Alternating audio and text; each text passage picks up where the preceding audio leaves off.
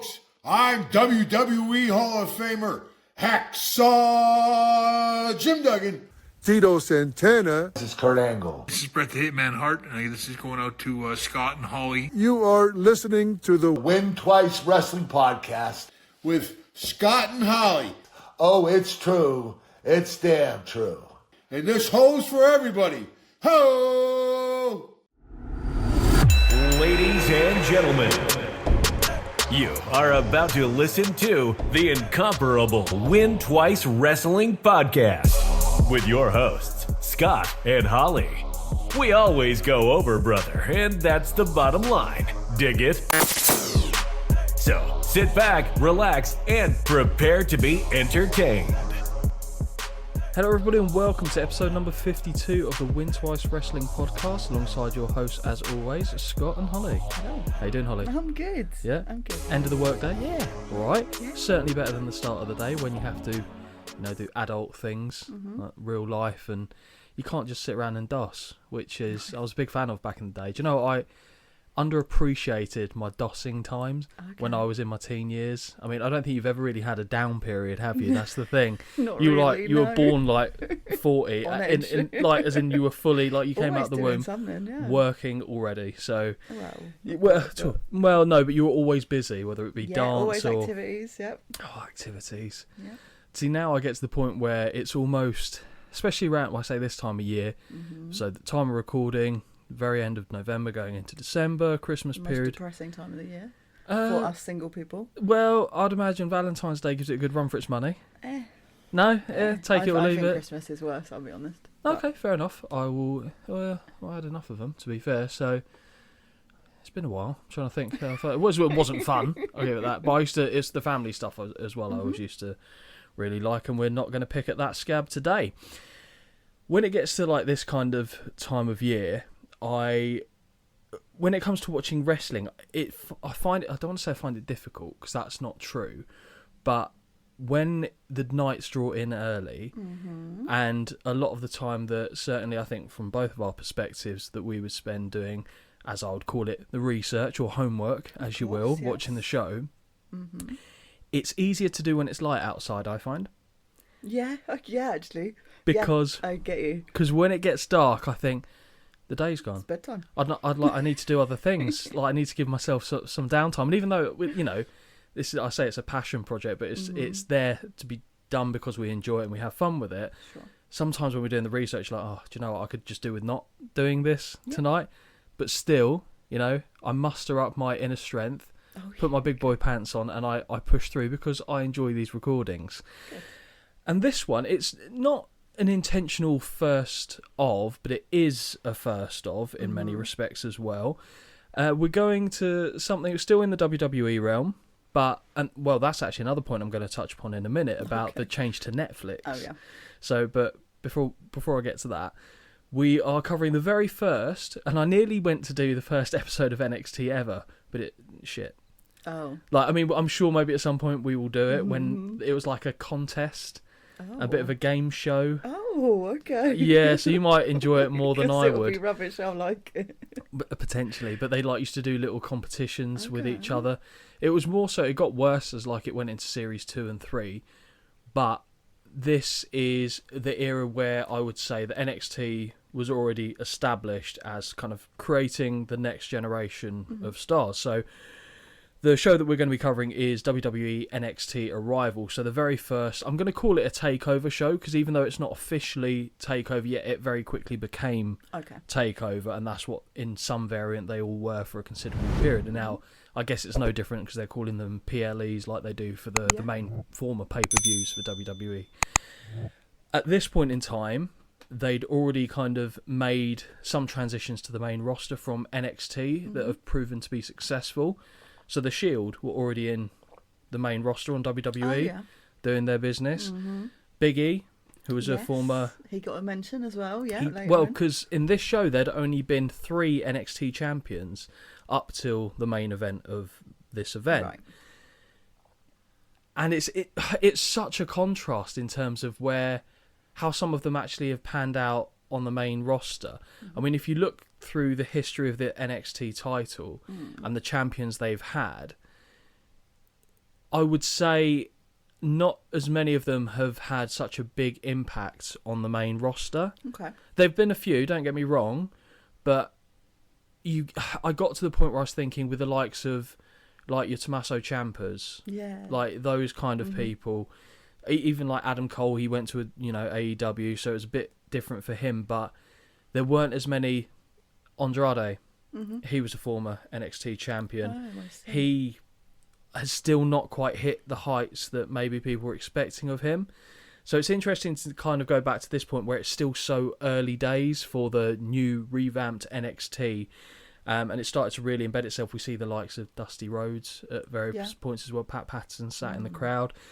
With NXT, so for a while, for me personally, I don't know if you have a similar thought or a completely different thought, which is oftentimes the case. NXT, I found for the longest period, far more enjoyable than the main roster stuff. Yeah, no, I would agree with you, actually. Like, we used to...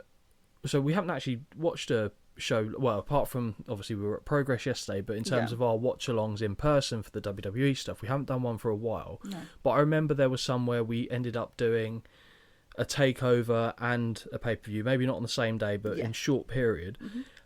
And I can't recall many, if any at all, where we didn't think the NXT show was the better one. Yeah. Why do you think that is? I don't know. I don't know. Shall I put my theory out there? Sure. So my theory is that you probably... Well, I don't know, actually. I don't want to put words in your mouth. God, it's fine. No, I think you're going to be of the same opinion as me. Okay. You're slightly different. The biggest part of the entertainment for me is what happens in the ring. Yeah. The stuff outside of Yeah, that... there's not a lot of other stuff that goes on in NXT, which I quite like. Yeah, but what I'm saying is, like, if you look at the way that they kind of presented the two products for a while, NXT was purely a work rate, everything in the ring, that's going to be where we're telling the story, for lack of a better term. Whereas on main roster, it's very story driven, and it feels like sometimes, okay, well, it'll finish in a match kind of thing. Like the match almost didn't feel the key driver, which I have always struggled with personally. And in that period, when NXT started to get really hot with these types of shows, with the takeovers in general, was because the in-ring wrestling, for the most part, there's the odd exception, Mojo Rawley, we'll get to you later. No, come on now. We'll get to that in a bit. I felt like it was far superior and more engaging for me to watch. And I've seen this show in the past, but I haven't probably seen it since about, I don't know, probably around 2014, because I think I came to the network... No, it would have even been 2014. 2015, I think, is when I first signed up for the network. Okay. So it'd been around for a good few months, for nearly a year at that part. And that's when I jumped in and started looking at these types of shows. Because in the UK, the way that we view the WWE product, it's kind of changed now, to be fair. But for the longest time on RTV, it was on Sky Sports. Yeah. And it was very... I don't know, for me, it wasn't easily accessible, for lack of a better term. And even when it was, I wasn't, not persuaded to, but I didn't feel any urge to go out of my way and watch the stuff on there. Whereas the network, I'm much happier. Instead of just sitting down, it's a bit different now. Instead of just watching an episode of Raw or SmackDown, I am quite content to just go and put on an old show. Okay. Just to kind of get that dopamine hit that I need, that maybe the main section or the main portion of the roster aren't giving. I feel like that's a bit different now, because I feel like what they're doing on Raw and SmackDown is actually very engaging. Yeah. But to me, I'll always have a soft spot for NXT. It kind of feels like how, even though they're the same company, I'm not being stupid, but you know how ECW felt like an alternative to WWF and WCW? I can see what you mean. Where the focus was... Well, I say focus was in the ring. They had good in-ring product. They also had mad, wacky characters, and they were doing outlandish stuff. But again, it was an alternative, and NXT genuinely felt like that to me. So I've always had a soft spot for NXT for as long as I can remember. And you've seen enough NXT over the years, so you must have had some sort of kind of expectation level. I know we always say you keep your expectations low. Always in life. But you've seen a fair bit of NXT. I have. What do you think? I don't... Again, yeah, I come in with like a blank canvas when I watch these things. But I did have a little bit of, this could be good. Yeah. And then I started watching. Okay. Yeah. So, I'm not giving nothing away. that was a tease, wasn't it? I'm not giving nothing away. I know there'll definitely be parts that you will have enjoyed. Whether you enjoyed the overall thing, we'll find out. Because, like, genuinely, I can't stress this enough. We do not discuss the details. We might make the occasional little comment to one another, but we don't go over it in terms of... If something upsets me greatly, you'll probably get a text with me going, "What is this?" Yeah, but Jimmy Hart wasn't on this show. No, thank God. So imagine if he turned up on this show. Yeah, You'd have been so angry at me, like it was my fault that he was there. But yes, the date for WWE NXT arrival was the 27th of February 2014. The venue was Full Sail University in Winter Park, Florida. The attendance was approximately 400, which to me seems a lot, given the size of that place. But okay, I'll take them at their word. Like I said, I've got an approximate number, so I'll just go with that. And this was live on the WWE Network. Ooh. And they make a point of that later in the show. Okay, that might play into one of the things that I'm going to say later. Okay, well then I won't touch upon it now just in case. But this was the whole big push for the network. And I believe, could be mistaken, but I'm pretty sure they said this was the first quote-unquote live event that they played on the network. Okay. So obviously they still had their archive of various bits and pieces that they were adding to as they would go along. But in terms of something being shown for a first time ever, live in person... that was it. And that makes sense because of what comes shortly after that, this time of year, usually in WWE. You don't want to maybe take a risk by playing, let's say, I don't know, WrestleMania 30 live when there could be some sort of difficulties. So this was a good canary down the mine shaft to see if it was a success. I've got done a bit of homework. Oh, let me sit back and relax. It's back on the norm now. Because me with no stories today, all you. No, I enjoyed your stories. I didn't enjoy reading it. Well, it was longer than I thought it was going to be. I'll be honest, me too. and I didn't yawn at you, so it shows it can be done. But if I do, I have been at work all day, so bear with. Have I not been doing the same? And I'm talking. But yeah, I mean, apologies because I feel like it's been very much a case of just me talking relentlessly this whole time. But people will be getting sick of my voice. I think they prefer the holly dulcet tones. I'm not sure they do. I think my deep voice. I think they do. I mean, if yours is deep, I don't know what mine is then. So I've got a bit of background as to the origins of NXT. So WWE NXT, also known simply as NXT, shocking, is an American professional wrestling television program. Great. You can tell it reads like a Wikipedia, doesn't it, right off the bat? And I'll be honest, I think that's where I got it from. It's produced by the American professional wrestling promotion WWE, featuring performers from the promotion's NXT brand division. I love all the phrasing like brand and stuff. You know Vince is just loving it whenever he hears that.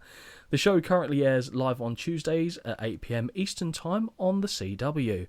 So that was the little kind of promotional blurb bit out the way here. Now I've got some actual pertinent information, and I'll be honest, don't know why I copied that bit.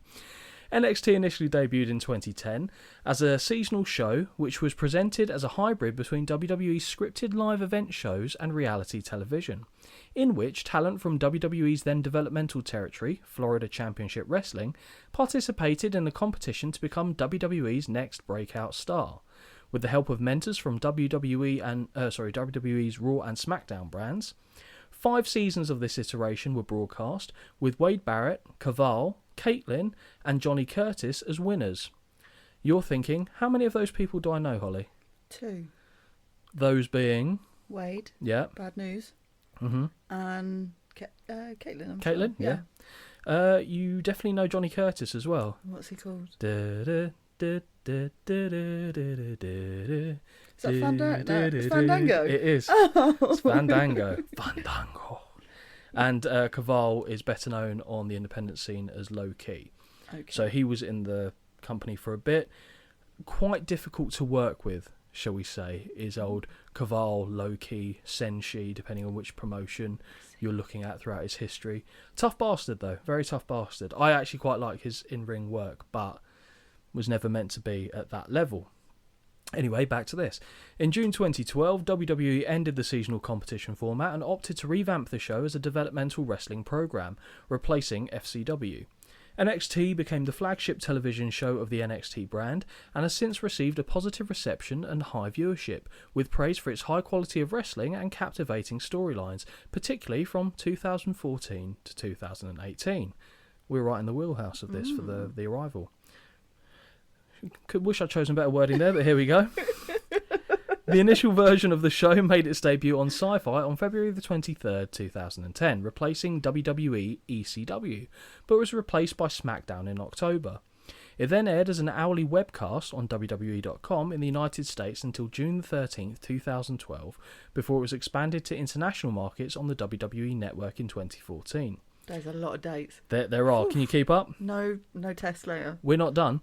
In 2019, NXT expanded into a live 2-hour program on the USA Network, airing on Wednesday nights, at the same time as rival promotion All Elite Wrestling's flagship show, Dynamite, on TNT, before moving to Tuesday nights in April of 2021. More dates. In September 21, NXT was revamped and rebranded as NXT 2.0, which, off the topic here, dog shit.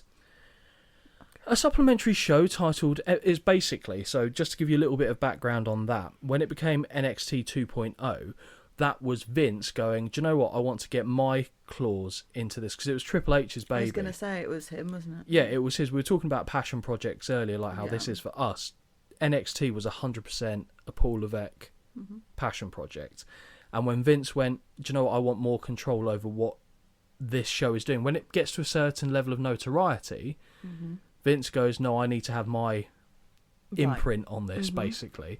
And he turned it into, so that it went from the black and gold, which we all know and love, still do, to the, how do I describe that? Do you remember like the kind of Art Attack splat colouring that they did? I vaguely remember Art Attack, yes. Yeah, but I didn't mean Art Attack specifically. We won't mention about the fact you appeared on an episode of Art Attack. But claims of fame. Do you remember the logo for it? Yes, I do. And then it became like basically a WWE light. And it became, it took everything away. It was basically kind of what they did with the ECW. They took it from being what it was and what everyone loved about it, and then sanitized it, watered it down, and made it crap. And I hated NXT 2.0, and I felt like it was a real disservice to all the people in there that were going to be tarred as, like, so for me, Bron Breakker is an NXT 2.0 character. Even though he was just happened to be in NXT going through it, he was the champion, I feel like, when they did the rebranding and the remarketing of what the colour scheme and all this stuff would look like. Fortunately, it's changed away from that once again, but I still think the black and gold days are the best. Absolutely love that look. We love a black wrestling canvas, don't we? I freaking love it. And it makes so much sense. Understand why people don't do it. You don't see fake tan marks, you don't see sweat.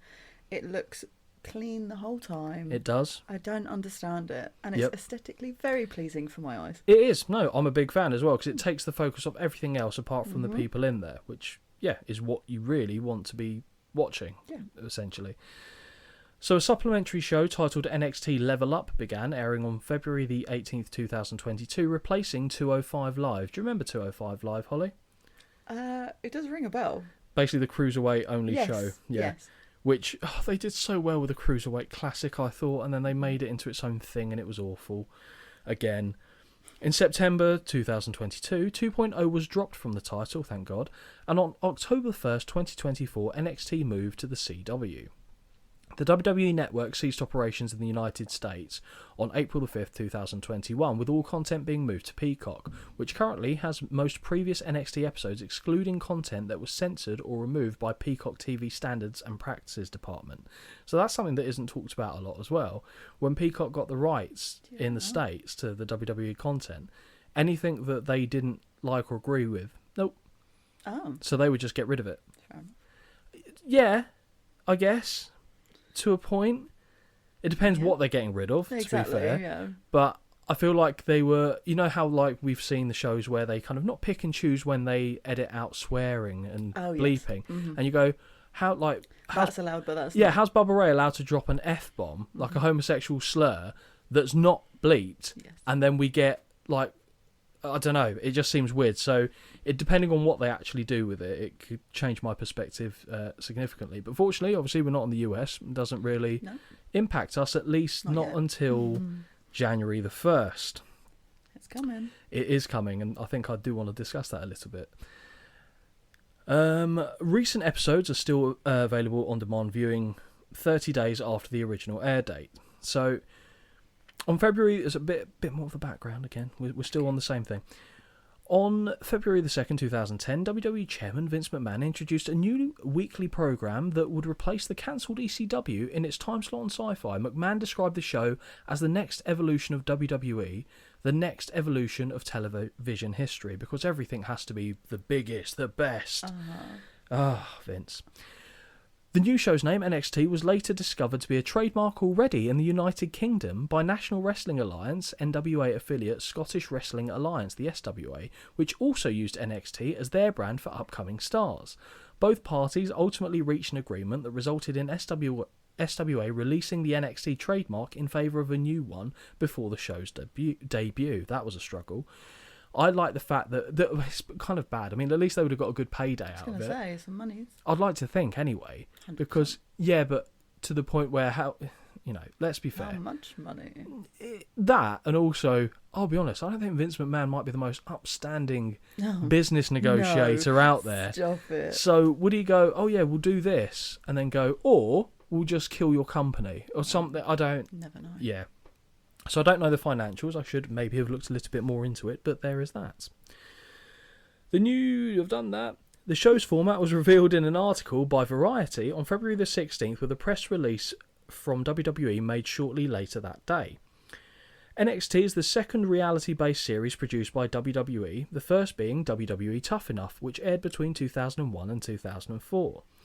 Due to WWE's nature of airing weekly shows without hiatus, the plan for NXT was to split the year's set of episodes into multiple seasons. So the original format between 2010 and 2012. WWE NXT seasons 1 to 5 was what? No. I've read the main article heading as part of the actual article. So this covers the first 1 through 5 seasons of NXT. NXT was formed in 2010 when they paired up wrestlers from WWE's developmental territory, Florida Championship Wrestling, dubbed Rookies, with wrestlers from WWE's existing Raw and SmackDown brands, dubbed Pros. Do you remember much of this time? Yeah. Okay. Each episode featured the Rookies being mentored by the Pros as they develop their gimmick and performance skills in front of a live audience. By the way, I think this article has now shifted, or goes to shift later on, into WWE.com article specifically. I don't know if I've hit that point yet, but there's some interesting little things that I grabbed from it, and I don't know if I haven't pasted it here. I remember one of them, so we'll get there. We'll get there. The pairings also enabled the show to cross over into WWE's Raw and SmackDown programs as the length of each season differed. Features of the... What? That's not well done. As the length of each season differed, features of the competition occur at different times accordingly. In addition to matches, weekly challenges were held during the competition to further test the rookies' physical and mental skills. Past physical challenges include a keg carrying contest, an assault course contest, and a rock'em sock'em tournament. Past just thinking about it, the keg one I remember. Past non-physical challenges include making 30-second promos on a given topic and selling programs within a time limit. Sounds like money to me. Yeah. During the first 2 seasons, the winner of the weekly challenge receives a special prize such as a main event match, a talk show segment, or a feature on WWE's official website. One of the more frequent prizes given out to the winner is an immunity pass, which gives the holder immunity from elimination in the next round of polls. During the last 3 seasons, a greater emphasis on challenges was placed on the show. Instead of awarding prizes to the winner of the challenges, points were instead awarded to the winner with a cumulative tally of points recorded before each of the first 3 polls. I feel like I'm reading out the rules for a Royal Rumble now. The rookie with the most points before the next upcoming poll is awarded immunity. In Season 3, 1 point is awarded for winning the challenge.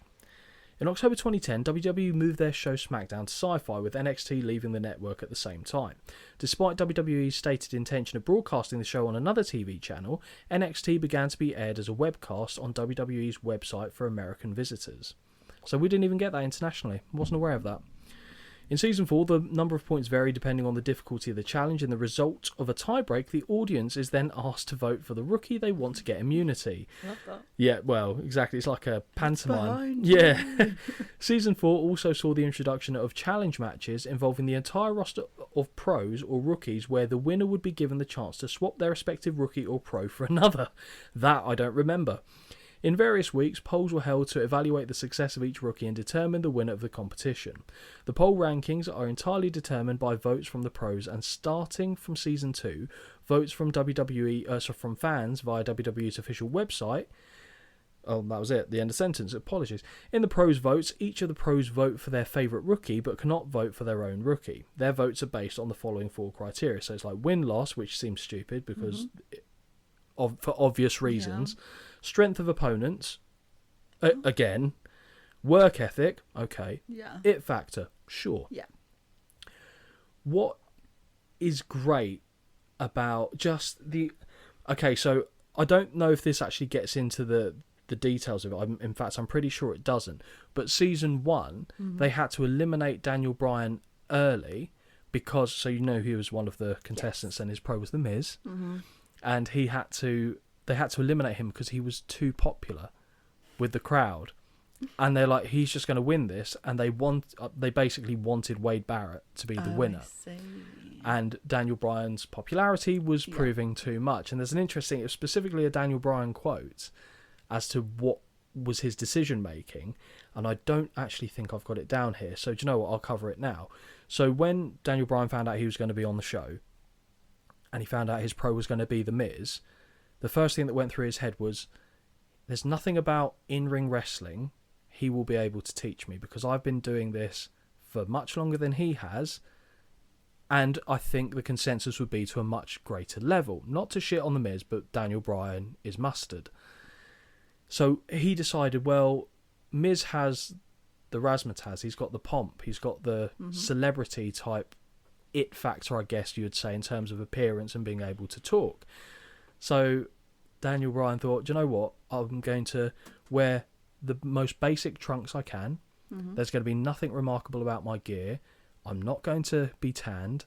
I'm going to make sure I have the most boring haircut I can, so I look so plain, it looks like Miz does have something that he can kind of impart to me. He said, and I was like, do you know, actually he's got a good point, because he was always fairly pasty, let's say. Yeah. As two pasty individuals, I think that's fair to say. But he did used to have some cool gear. And that isn't to say he always had cool gear, because he did have basic stuff as well. But if you combine all the worst parts of each thing physically he could do, he did. And I thought, do you know what? I never thought of that until I read him say that in the WWE article. And I thought that was really good. Really quite clever. Yeah. Okay. Initially, in the first 2 seasons, the full results and rankings from the poll were revealed. However, since August the 17th, 2010, lovely date again, only the elimination is revealed. The first poll, usually held a third of the way through the competition, determines the rookies' rankings. Subsequent polls are held several weeks later near the end of the season, where the lowest ranked rookie without immunity is eliminated. Season 2 was set to use this format, but was changed to have the first poll an elimination poll. Season 3 also used the second season's... I'm getting bored of that, so I'm going to stop reading that bit, to be honest. Where's the next bit? The reboot. Oh, actually, no, it's got... Hang on, what's this? Here we go. This is actually worthwhile. Oh, actually... No, I'm going to read this bit as well. Sorry. The show continued until the season finale, where the final 2 or 3 rookies appear. 1 or 2 final polls were then... Oh, I'm back on polls again. Were then held to determine the winner of the competition. The prize for the winner is a WWE contract, as well as a championship match at any list of WWE pay-per-views and WWE Network events. Outside of the polls, rookies could still be eliminated via an executive decision from WWE management. As the first season saw both Daniel Bryan and Michael Tarver eliminated by management for a lack of self-confidence. Michael Tarver's just dog shit, if we're being honest. Daniel Bryan was because he was too good. And also season 2, I don't think they mention it here, Caval, who I briefly mentioned earlier, when they started to allow the fans to vote, the internet wrestling community is very much a force, and Caval, or Loki, was an indie darling, much like Daniel Bryan, So all the internet wrestling fans who watched independent wrestling all voted for him, and he won the whole thing as a result of it. So they thought, that didn't work, because they're just going to pick whichever the independent guy is. And not that he did badly, to be fair. And his pros, because you probably won't know this, Layla and Michelle McCool. I love that. And he was like their bag boy and this kind of stuff. And That's it was, brilliant. do you know what? He played it actually pretty well, I have to say. Seeing as how like he's quite a tough guy as well. It was odd seeing him in that scenario. Starting in 2012, the all-rookie competition was abandoned, with the show now featuring past and present rookies alongside lower card members of the main WWE roster. William Regal would also take over as the authority figure and match coordinator, with Matt Striker being retained as the show's host. On May 30th, 2012, it was revealed that a sixth season of NXT under its original format was set to air. The season was supposed to star Big E, Seth Rollins, Damian Sandow, Hunico, Bo Dallas and Adam Rose as the season's rookies, but ultimately was cancelled before airing. Now we're at the reboot. In May 2012, the show's format was revamped. The show began using more talent from FCW as well as talent from the main roster. The first 4 episodes under the new format were taped at Full Sail University on May the 17th. Beginning with NXT Arrival in February 2014, NXT was occasionally aired live specials on the WWE Network. These events would be aired under the NXT Takeover banner from May 2014 to 2021, and effectively serve as the brand's equivalent to the main roster's pay-per-view shows. WWE continued to air NXT Redemption, hoping a new television deal could be made. WWE.com revealed on June 13th that the new version of NXT would be made available online via WWE.com and YouTube beginning on Wednesday, June the 20th, when WWE would begin airing the episodes they taped at Full Sail on May the 17th. However, WWE removed all of the NXT material from their website on June the 19th. NXT was then aired exclusively on Hulu and Hulu Plus in the United States while continuing to be broadcast internationally. I don't think we need to see any more of this, to be fair. I've put more in, but I'll be honest, I think we've kind of... It's just talking about the overall changes that happen in terms of Shawn Michaels taking over in terms of the creative, it going through the 2.0 change, back to this kind of grey scale kind of colouring that it's got. And yeah, it just kind of... I think that went into way more detail, I'll be honest, when I first read that through. I felt like I said WWE in polls about 416 times. And the irony is, ladies and gentlemen, Holly didn't yawn once. No, I didn't. And that was by far the dullest one I think I've ever read. Just don't ask me any dates. Okay, so when did it start? Oh, okay. No, not a chance. All good, all good. I think I know the answer to this, but here we are. I'm going to ask it again. Holly, have you ever seen this show before? This show? No. Apart from... for the purpose of this, right? No. Cool. And we've kind of already touched upon it with me saying you've seen other takeovers. Yeah. You thought you had there was a level, regardless of how much. A bit of expectation. I know. Yeah. I'd like to think it did okay, but I guess there's only one way to find out. And the proof is in the pudding. Yeah. Let's dive in. For the first time in what feels like an age, the show starts with the WWE Then, Now, Forever montage. I can't remember the last one of them we've seen. Once this is finished, we head to a darkened arena where orbital lights are illuminating 2 parts of the ceiling. We momentarily see a figure standing in the ring before we hear, "Are you ready?" Mm-hmm. After asking one more time if the fans are ready, because quite frankly they weren't loud enough the first time, Triple H welcomes us to NXT, and with that, smoke jets billow down from the ceiling and the entryway lights up. The fans begin the first NXT chant of the night, and Triple H says that N stands for the next generation and that the next generation has arrived. Strong opening, do you think? Yeah, and I was happy. That is a man that looks good in a suit. Yeah, he does. He's well built for it, shall we say. Yes. We're now briefly shown quick cut black and white clips featuring the likes of Hulk Hogan, Bruno Sammartino, Stone Cold, Ric Flair and more before it bursts into colour with the current day competitors of NXT. The likes of Neville, Bo Dallas, CJ Parker, oh dear, that's going to be a thing now, The Ascension, Rusev and Emma feature in the segment, including, and I'm not sure if you noticed, Holly, Corey Graves. Stop it, no. Very briefly flashed up on the screen, I'm pretty sure. Gutted. Former NXT Tag Team Champion. Love that man. When we return to the arena, we hear the voice of Byron Saxton or Tom Phillips, I'll be honest, I couldn't tell, welcome us to the Full Sail Arena and NXT Arrival. He winds me off and I don't know why. Byron Saxton? Yeah, it's the shit-eating grin. I'm guaranteeing you that's what it is. Just so annoying. Immediately, though, I'm taken aback as we hear music which I believe is tied in with the show, only to realise it signals the entrance of the first competitor for our opening match of the night. What is that opening match, Holly? The opening match is Sami Zayn versus Cesaro. Okay. What were you thinking here? I'm a happy girl. Yeah? Very happy. Is it Super Swiss nipples?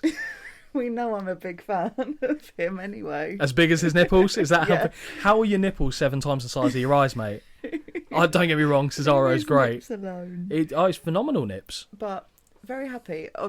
Aside from the fact that it's straight off, we've had 2 sets of eye candy here now, but also seeing who Triple H. Okay, I thought you meant Sami Zayn, but I was like, it's not ugly. Well, he's not ugly, no.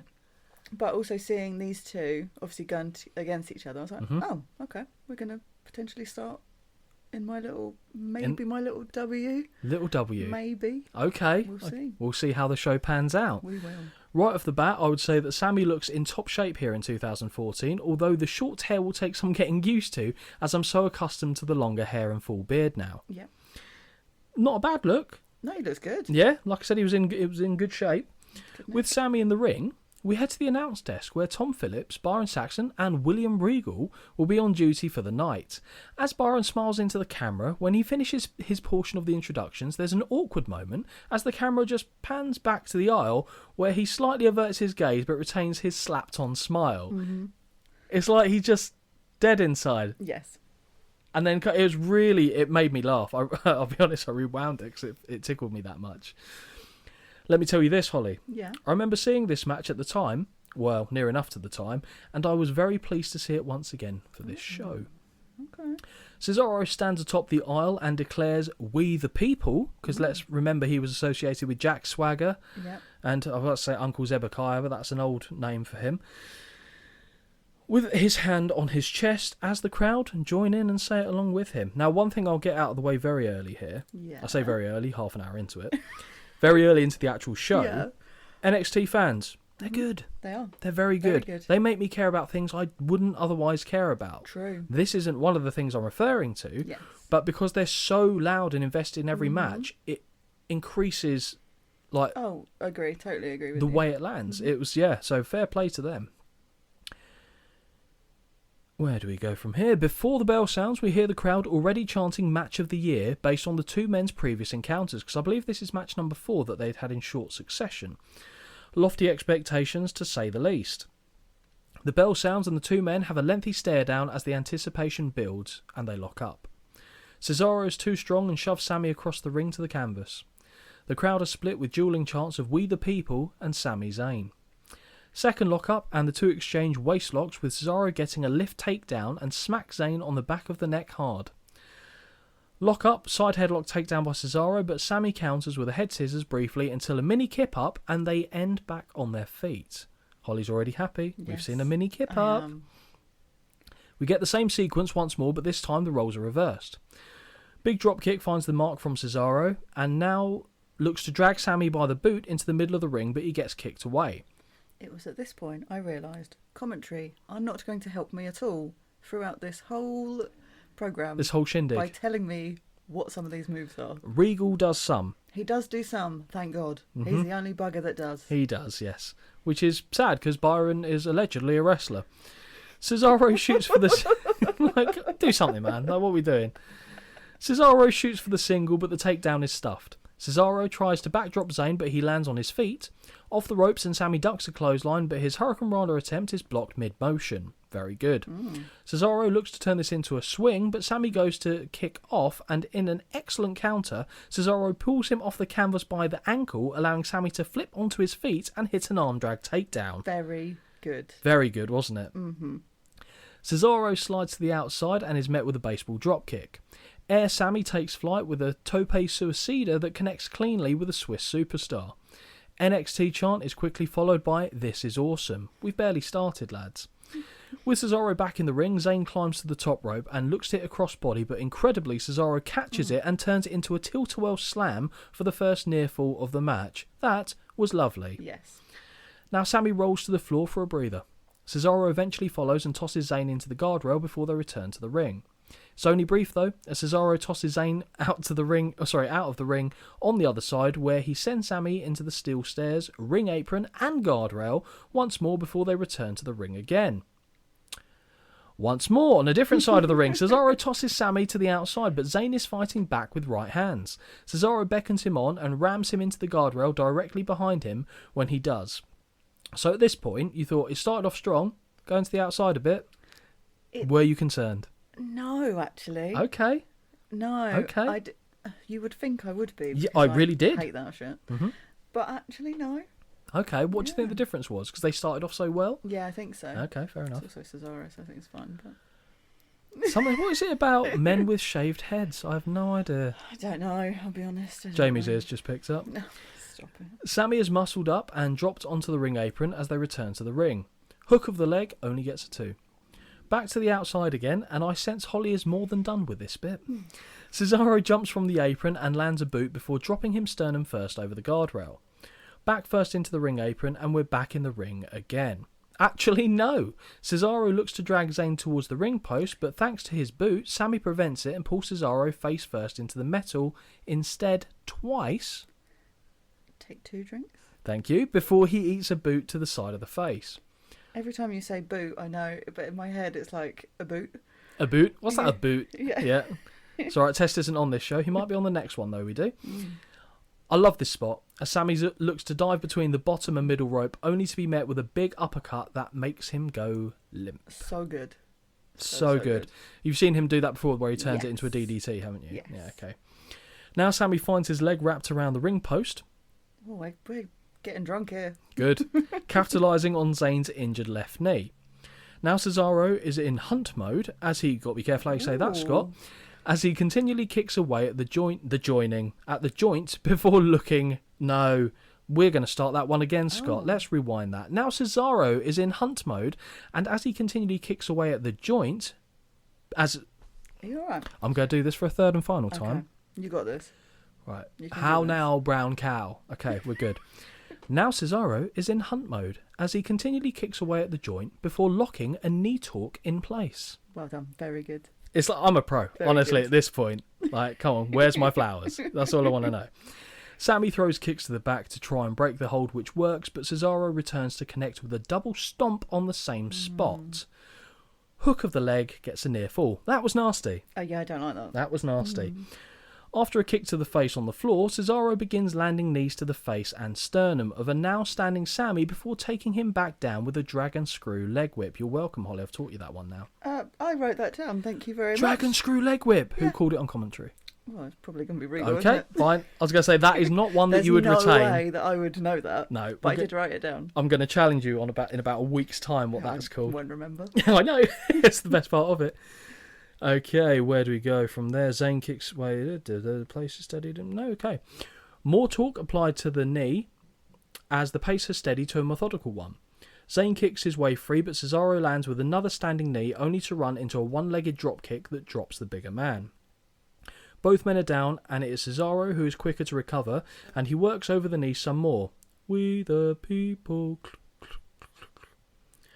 As the crowd chant, ole, ole, ole, Yeah, I heard that ole. also. For Sammy, he's hit with a second dragon screw leg whip as he tries aimlessly to land a punch, and now a third connects. I explained to you where the ole ole chants came from Sammy, yep.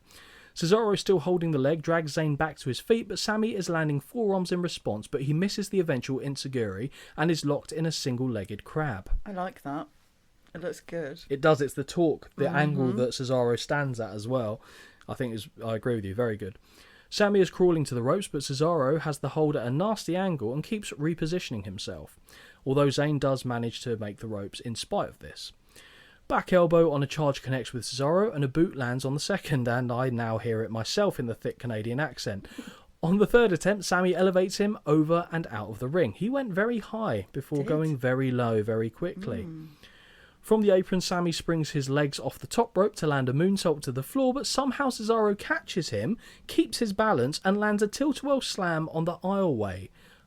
My exact word here, gangster. Insane.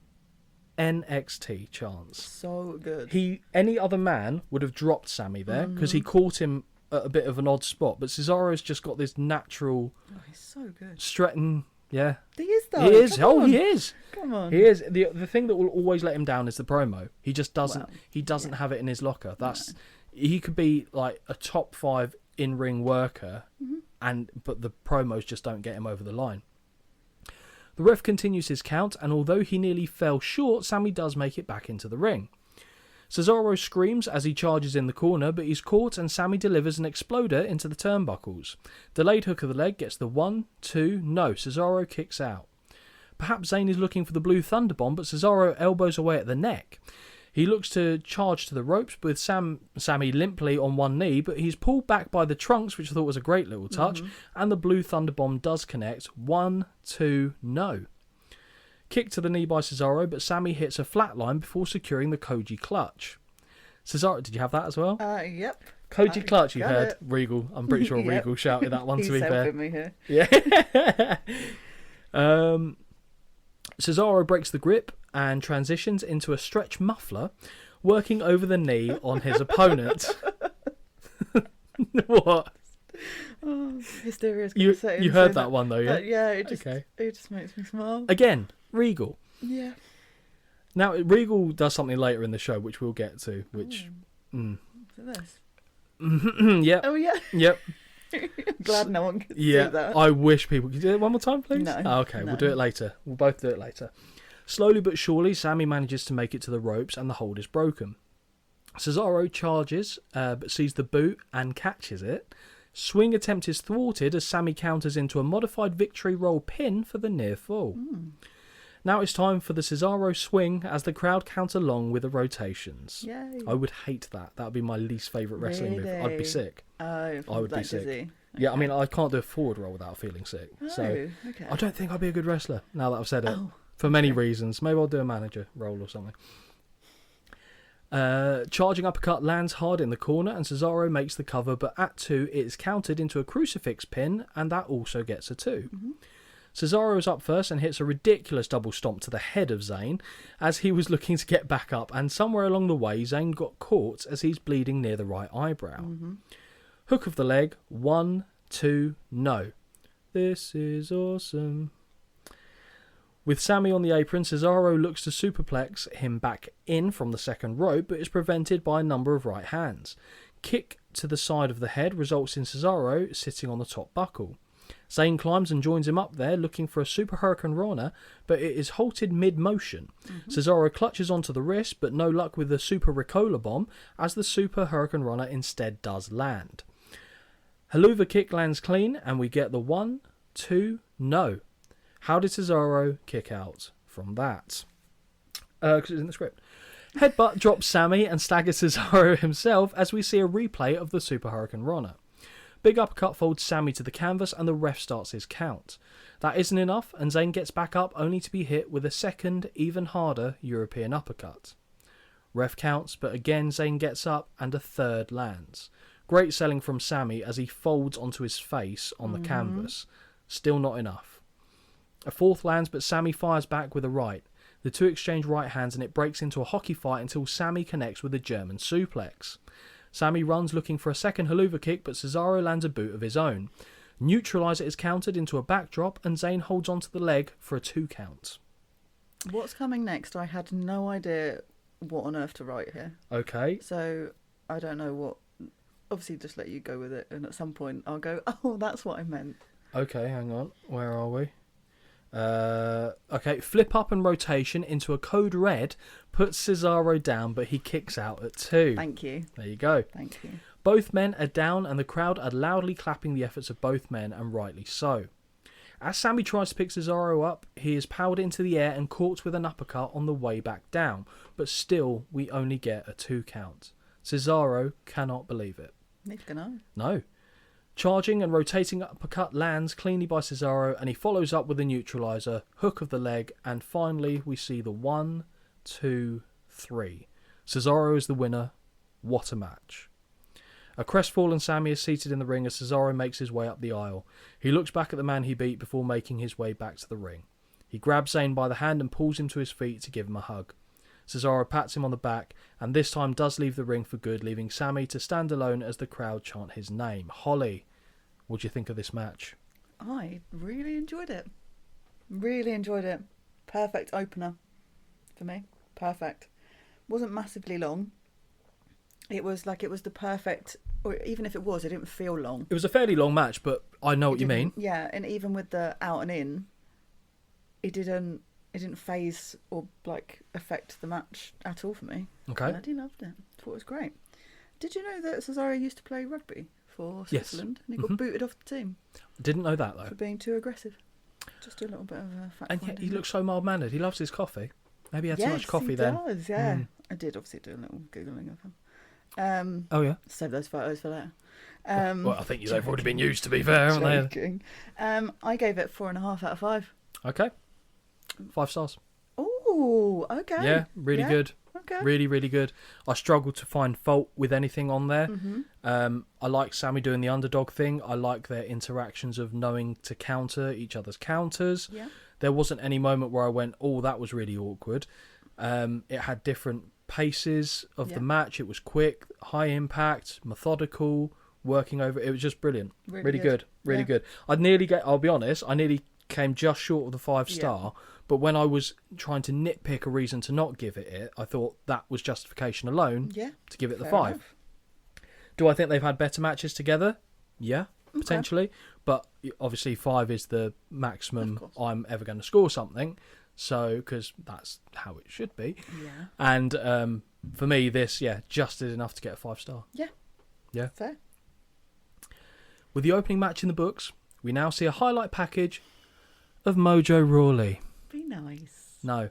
Several clips of him in the ring and working out in the gym are on display as we hear his voice telling us about how effective it is not only being hyped, but motherfucker staying hyped. He reminds me of Colin Sharp. There's something about his... Yeah, I totally understand what you're saying. His face that reminds me of Colin. Facial features are quite similar. Yeah, good job he doesn't listen to this podcast because I just full on named him there. Didn't even give... Oh, yeah, no. Yeah, just, I mean, there's loads of Collins. How many Colin Sharps are there? Well. Yeah, exactly.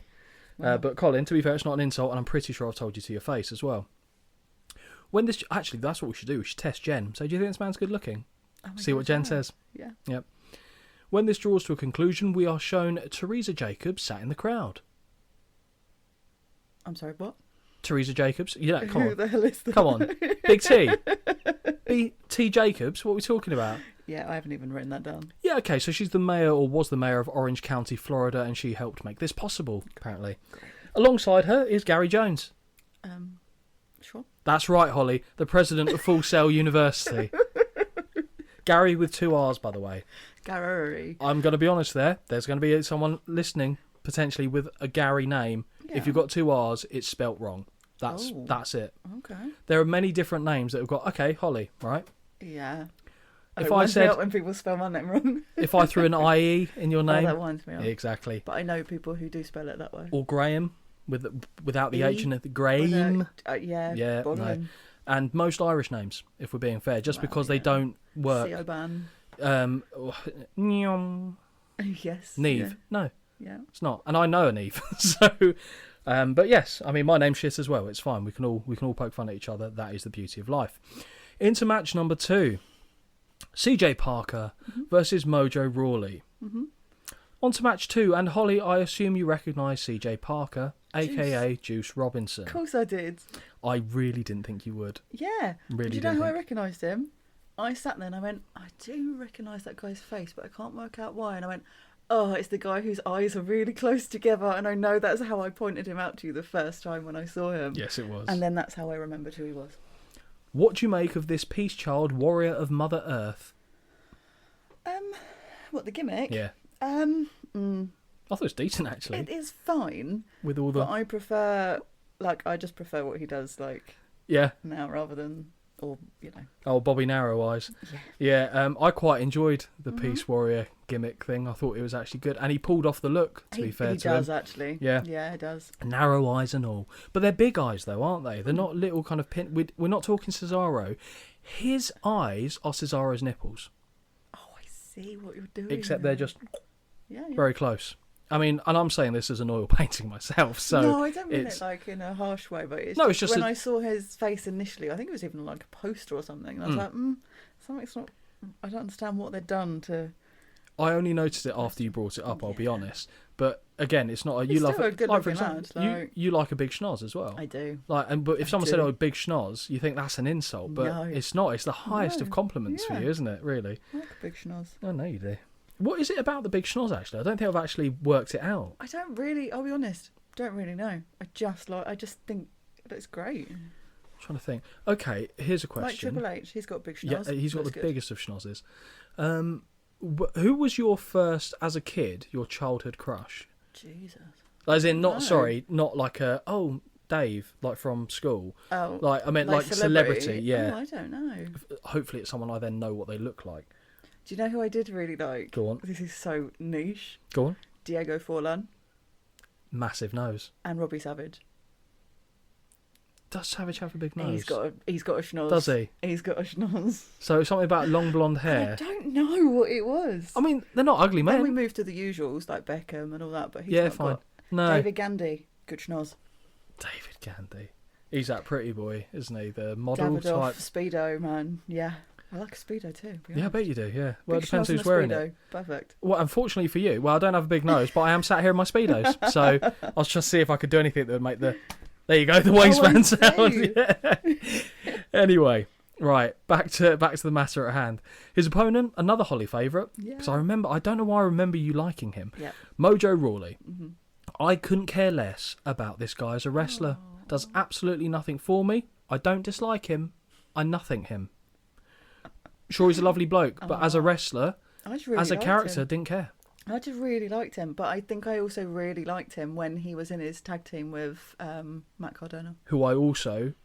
He's more interesting to me now on the independents, way more interesting now than he was as Long Island Ice Z or whatever he was. I never got the Zack Ryder thing. Really? Never got it. Okay. I respect how he made himself become like unignorable, basically, by doing the internet stuff, the internet title. Credit to him. Massive credit to him, in fact. But as a character, for me, I didn't get it. Same with like the New Day. I understand how popular they have been, probably less so now, but I understand how popular they were, and I was just like... Yeah, take it or leave it. Yeah, which I don't know why, because normally, if everyone likes it, it's not me going, oh, everyone likes it, so I have to dislike it. It's not like counterculture or anything like that. They just don't land for me. Yeah, fair. And Mojo Rawley is just, let's be fair, not in the category of anyone that we've just discussed.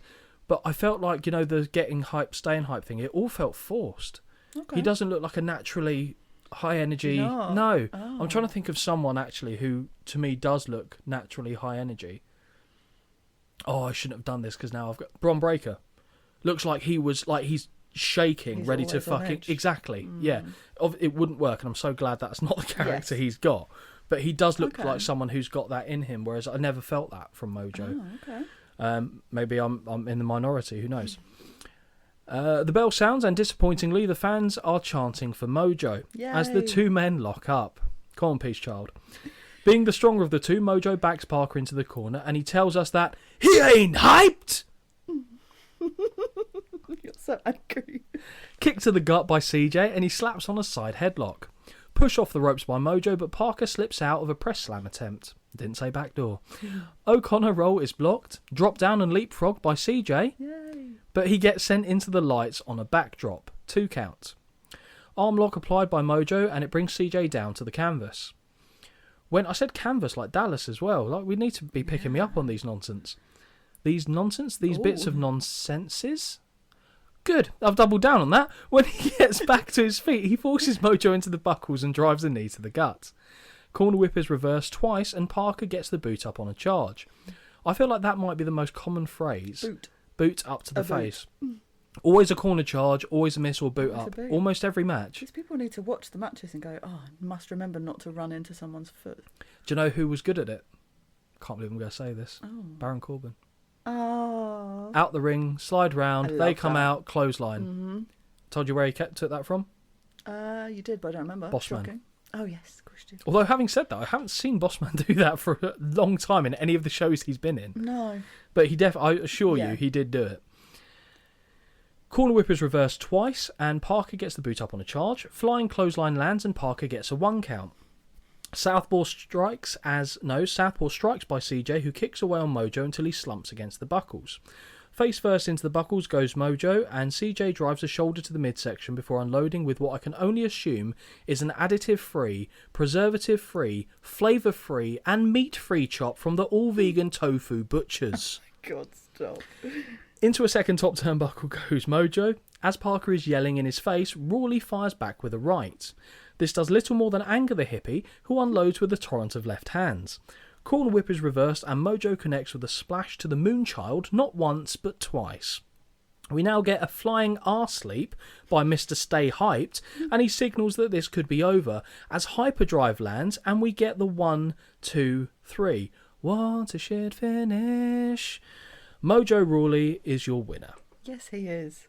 As Mojo leaves the ring, he finds a skinny guy in his 20s wearing his t-shirt and nearly breaks the motherfucker in half by hugging him and slapping his hand. It's very funny. Kid wasn't hyped. No, he wasn't. Kid was scared. And now he can't stay hyped because he's broken. Holly, what do you think of this match? I know you will say I overscored this. But I know. I really liked it. It was short. Yep, mercifully. It follows my W, because it's obviously not going to challenge the last one. Couldn't agree Short more. enough to keep the momentum going. Okay. I like Mojo. I didn't know that CJ Parker, whatever his name is, married to Tony Storm. Yes, we don't talk about this. I didn't know that. They've been together for a fair bit as well, as far as I'm didn't know aware. that. Yeah. I give it 2 out of 5. Do you think that's okay? It's your score. You could say 4 out of 5, and Well, that would be ridiculous. I'd headbutt you. But but no, it's your score. You do what you think. Is it it's sub halfway? But I like speed, like length. Speed I would like have helped. speed. Sorry, no, The carry length, on. the You like length, speed and speed length. and length. I can give one of the two. So yeah, that's it. Yeah, I mean, I would have been... Okay, right. On your scoring criteria, what point would I have been upset had you given it? I say upset in air quotations. If you'd given it 2.5, I'd go, that's way too high, even by what I think would be your criteria. I gave it a 1. Okay. It was short, yeah. It felt very main roster WWE squash type match a little bit. On Raw, it wasn't a squash match, but they're building up Mojo. So I guess that it served some form of purpose. Yeah. The content of the match, there was nothing really there. And I forgot actually Mojo's finish until I just read it back. And it's not good. Yeah. Like flying arse drop, isn't it? It's basically Earthquake's move. Except Earthquake is a big... don't get me wrong, I don't want Mojo to jump up and sit on my chest. You might have a different feeling on that. But Earthquake looks like he'd actually deliver... It took me a while to get there, I'll be honest. I was like, what? Why? Oh. God, now you're quoting No. sex things again. But like with Earthquake, I feel like there would be...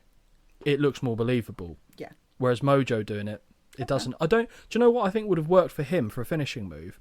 Braun Strowman's over-the-shoulder run, slam him down. Yeah. Something like that, where it's kind of, there's like a He's burst. Strong guy, Yeah, big guy, power- full of energy. Even a jackhammer. A Goldberg jackhammer. Yes. Give me that. A spear and jackhammer. Fuck it. Who cares? Give them both. That would... Then I get it a bit more, but... Yeah, No. and it also would play into his, like, American football background if it was more something like that. Yeah. Okay. Yeah, I lied. 1.5 stars, sorry. Oh, okay. So obviously it was a bit better than I gave it credit for. So 1.5. So we're not actually not that far away. No, so we're not. fair enough. The cameras now head backstage where we see Emma preparing for her upcoming NXT Women's title match against Paige by stretching. Oh, you had a nice time with that, did you? She's a good wrestler, and I'm a fan of hers, but the dumb arm thing that she was doing was upsetting. I had forgotten all about it. Yeah, I had forgotten all about it, and then I saw her, and I was like, "Oh my god, I forgot about this." But yeah, all joking aside, she's a pretty girl. Yeah, She's of married course she is, to... Go on. Forgotten his name. basically Mojo Rawley point 2.0. Has he got long brown hair? Yeah. It wasn't he wasn't the strong man that they No. brought in. It was the guy Wild, with the braces. it's not Wildcat. Yeah. I'll Google it. I know he's not with the company anymore. No. Moss Cap something. Oh, what's his Yeah, name? I'm sure it's Moss. Moss? No. Hang on, we're getting there. Madcap something. Yeah. Madcap Moss. Is that it? Yeah, bear with. I'm still getting there. I'm sure it's Madcap or Mad. Riddick Moss. Riddick Moss, that is his name. Madcap Moss. Madcap Moss. Madcap. Yeah. I prefer Madcap actually. Isn't he the guy that he didn't break his leg? He did No, something neck, to... wasn't it? No, You're thinking Ridge Holland. Are you talking Thank about you. Big E? Yeah, that was Ridge Holland. No, Madcat or whatever his name is. He nearly landed on his head and nearly broke his neck, and I think that put him out for a while. God. But yeah, I think he even said, was it? I can't remember who he said he was in a match with, but he basically said, no, it was my fault. I completely didn't do what I was supposed to do in that move. So I'm sure that was him anyway. The arm thing. From here, we're taken to a sit-down interview with Emma, who is struggling to focus because of all of the bubbles surrounding her until she pops one and is asked to focus by the interviewer off screen. This turns into a highlight package of her janky arm dance and the fans joining in amongst other eccentric displays of weirdness. Well, I'll get onto one of her weirdness things that I actually do quite like. Okay. But we're not there yet. Emma does tell us that she is self-trained, if you're wondering. And I think we could have come to that conclusion on our own, but I appreciate the clarity all the same. Emma tells us about the upcoming Evolution and World Wrestling Entertainment. Good. Fine. I love wordplay. We know I love wordplay, so this is right in the old heart for me. The final clip is Emma inside a bubble, and as she jabs her arm out, the bubble pops, or pose as I've got here, and she disappears. After Tom Phillips bigs up the academic credentials of Full Sail University, specifically in the field of media, and I realise maybe I should have gone there. We're taken to another promo backstage for the NXT Tag Team Champions. Connor and Victor are shown destroying a number of opponents on their way to earning the tag team titles. They now appear in a match. Yes. So the match, the Ascension Yep. versus mystery opponents Yes. for the NXT Tag Team titles. So tag team champs come out first, which Yeah. but when If it's it's a a mystery mystery, opponent, you gotta- have to. yeah. That is a definite That is tick the box, rule. 100%. Do you remember anything of the Ascension? I vaguely do remember, but not a lot. But I've put here what happened to, because this is, to me, this is a good tag team look. They looked imposing. I was about to say opposing then. Imposing. The get up works. I get that they're based. Oh, come on, Holly. Who are they based on? Yep. Not Legions of Doom. Close. Take off the S and you're there. Oh, okay. Legion of Doom. And I get that that's what they're based on, but I was like, oh, what happened to these guys? So you're right. They were, so Victor had been in Florida Championship Wrestling for quite some time in the developmental system. Connor had been there a while. He was actually one of the NXT rookies in one of the early seasons, and they kept calling him a rat because of his facial shape, pointy ears, soul patch, ironically me talking now saying that, and just his whole head shape was like a massive rat. They then became a tag team. I think it's fair to say they overachieved, certainly in NXT, what people expected of them.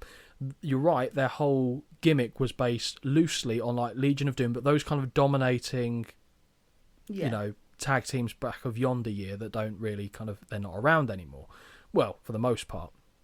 And when they went from NXT, where they were good, I mean, they're not the best in-ring wrestlers, I'll say that, but as a package, good.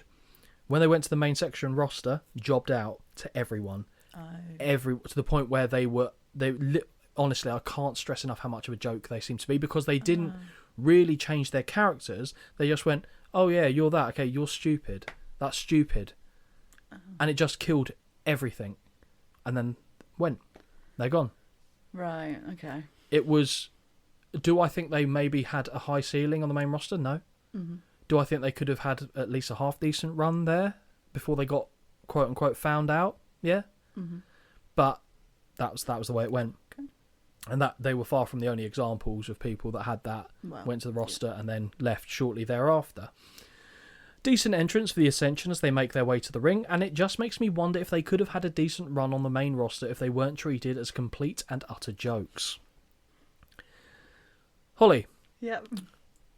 you can tell me who their opponents were on this night. It's a happy girl here.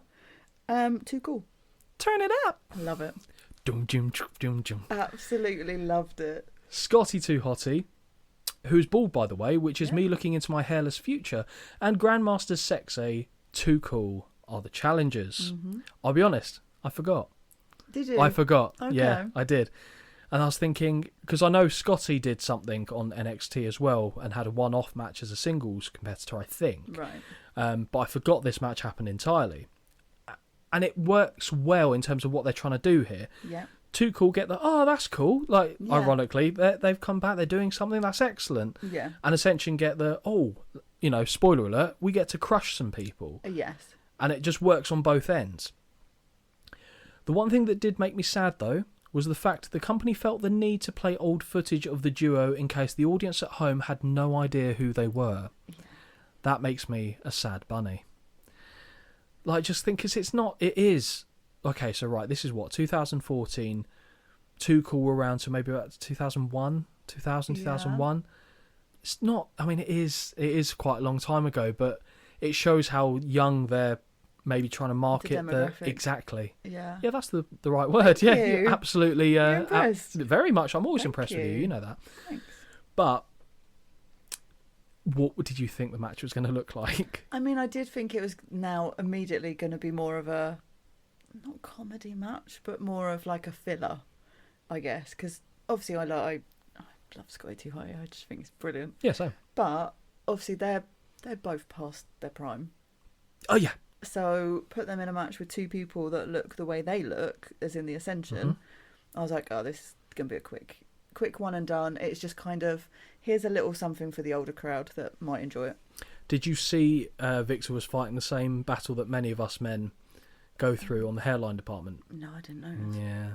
What looked like? Yeah, like losing? both sides it was going back, Oh, and I okay. think he was getting the Okay. old Scott. But to be fair, he still pulls it off, to be fair to him. Starting things off are Victor and Grandmaster, and the champ looks to start things off with a rolling and leaping clothesline, but Sexay ducks under. Second clothesline is ducked, but Victor lands the following knee to the gut. Shoulder tackle results in Victor going down, but as Grandmaster is dancing in celebration, which would have pleased Holly, he kips back up and sends his Sexay nipple into the crowd with a knife-edged chop. I've thrown myself off with that one, I'll be honest. Alternating chops and uppercuts send Grandmaster into the corner, and now Connor is tagged in. Snapmare by Victor sets Connor up for the big leg drop, which earns a count of 2. Shoulder tackle puts Grandmaster down hard, as does a second. The third sends Grandmaster head over heels. A kick is no sold, and Connor runs him into the buckles. Now he lands some measured kicks and knees to the midsection as the crowd rah along. Did you hear that? Yeah. It's because they don't speak English. They're like Oh, demons. I see. So it's just noises and grunts. And that's what the fans ran with. Okay. Tom Phillips informs us that Kevin Nash says the Ascension are the complete package, which certainly gives you an insight into how wide of the mark Big Sexy can be. After a shove into the corner, Connor drops Grandmaster with a big boot and tags out. Tom accidentally refers to Regal by his surname on commentary and is warned if he does it again he will get slapped. You missed that, didn't you? Yeah. Yep. 100%. Victor hooks to the leg. No. Oh, hooks to the leg. Yeah, I literally put Victor hooks to the leg. I was trying to think of, or was it not a cover then? But no, it was. Victor hooks the leg, but only a 2 count. Stomps aplenty and an elbow drop land before Victor challenges Scotty to make a move. And not a buster move. No. Very different. Suplex gets a near fall, and now a reverse chin lock is applied.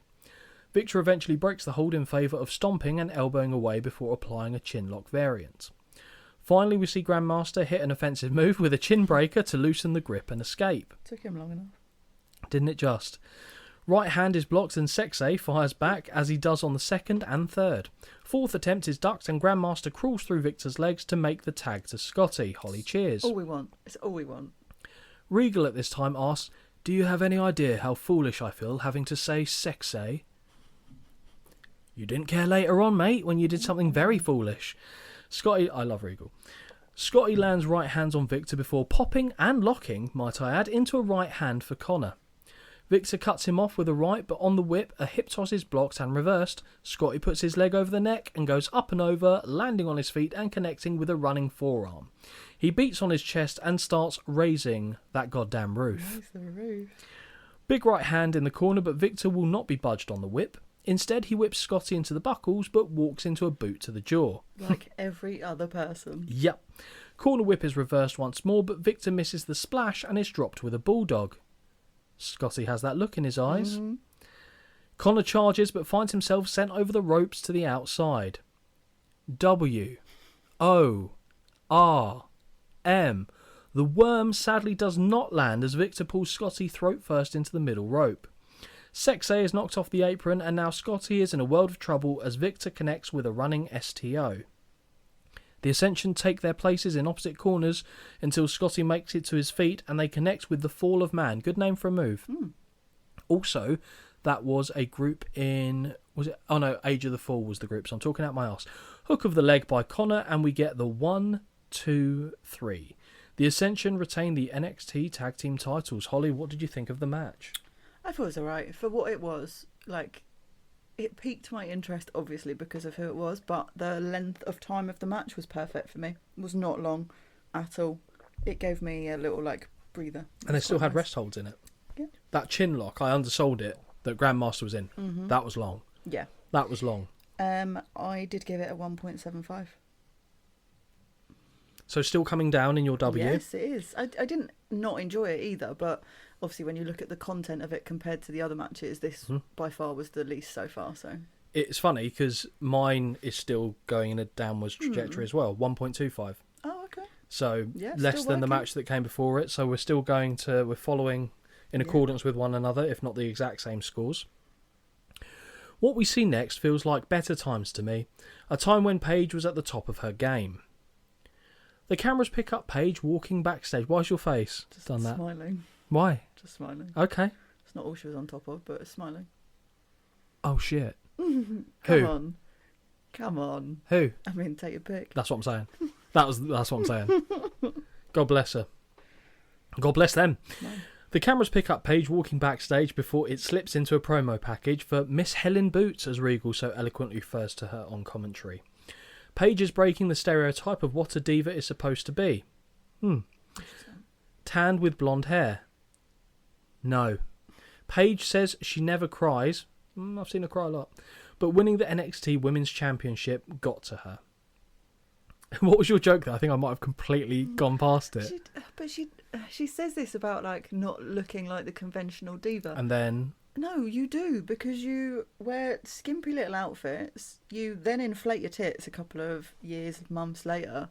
The only thing different is maybe you've got an edgier look, but actually there have been people that have done the edgy look before you. Such as... Oh, what is her name? I wasn't trying to like catch you out there. I was Her genuine. name, no. What does she look She had like? like blonde hair, but it was dark underneath.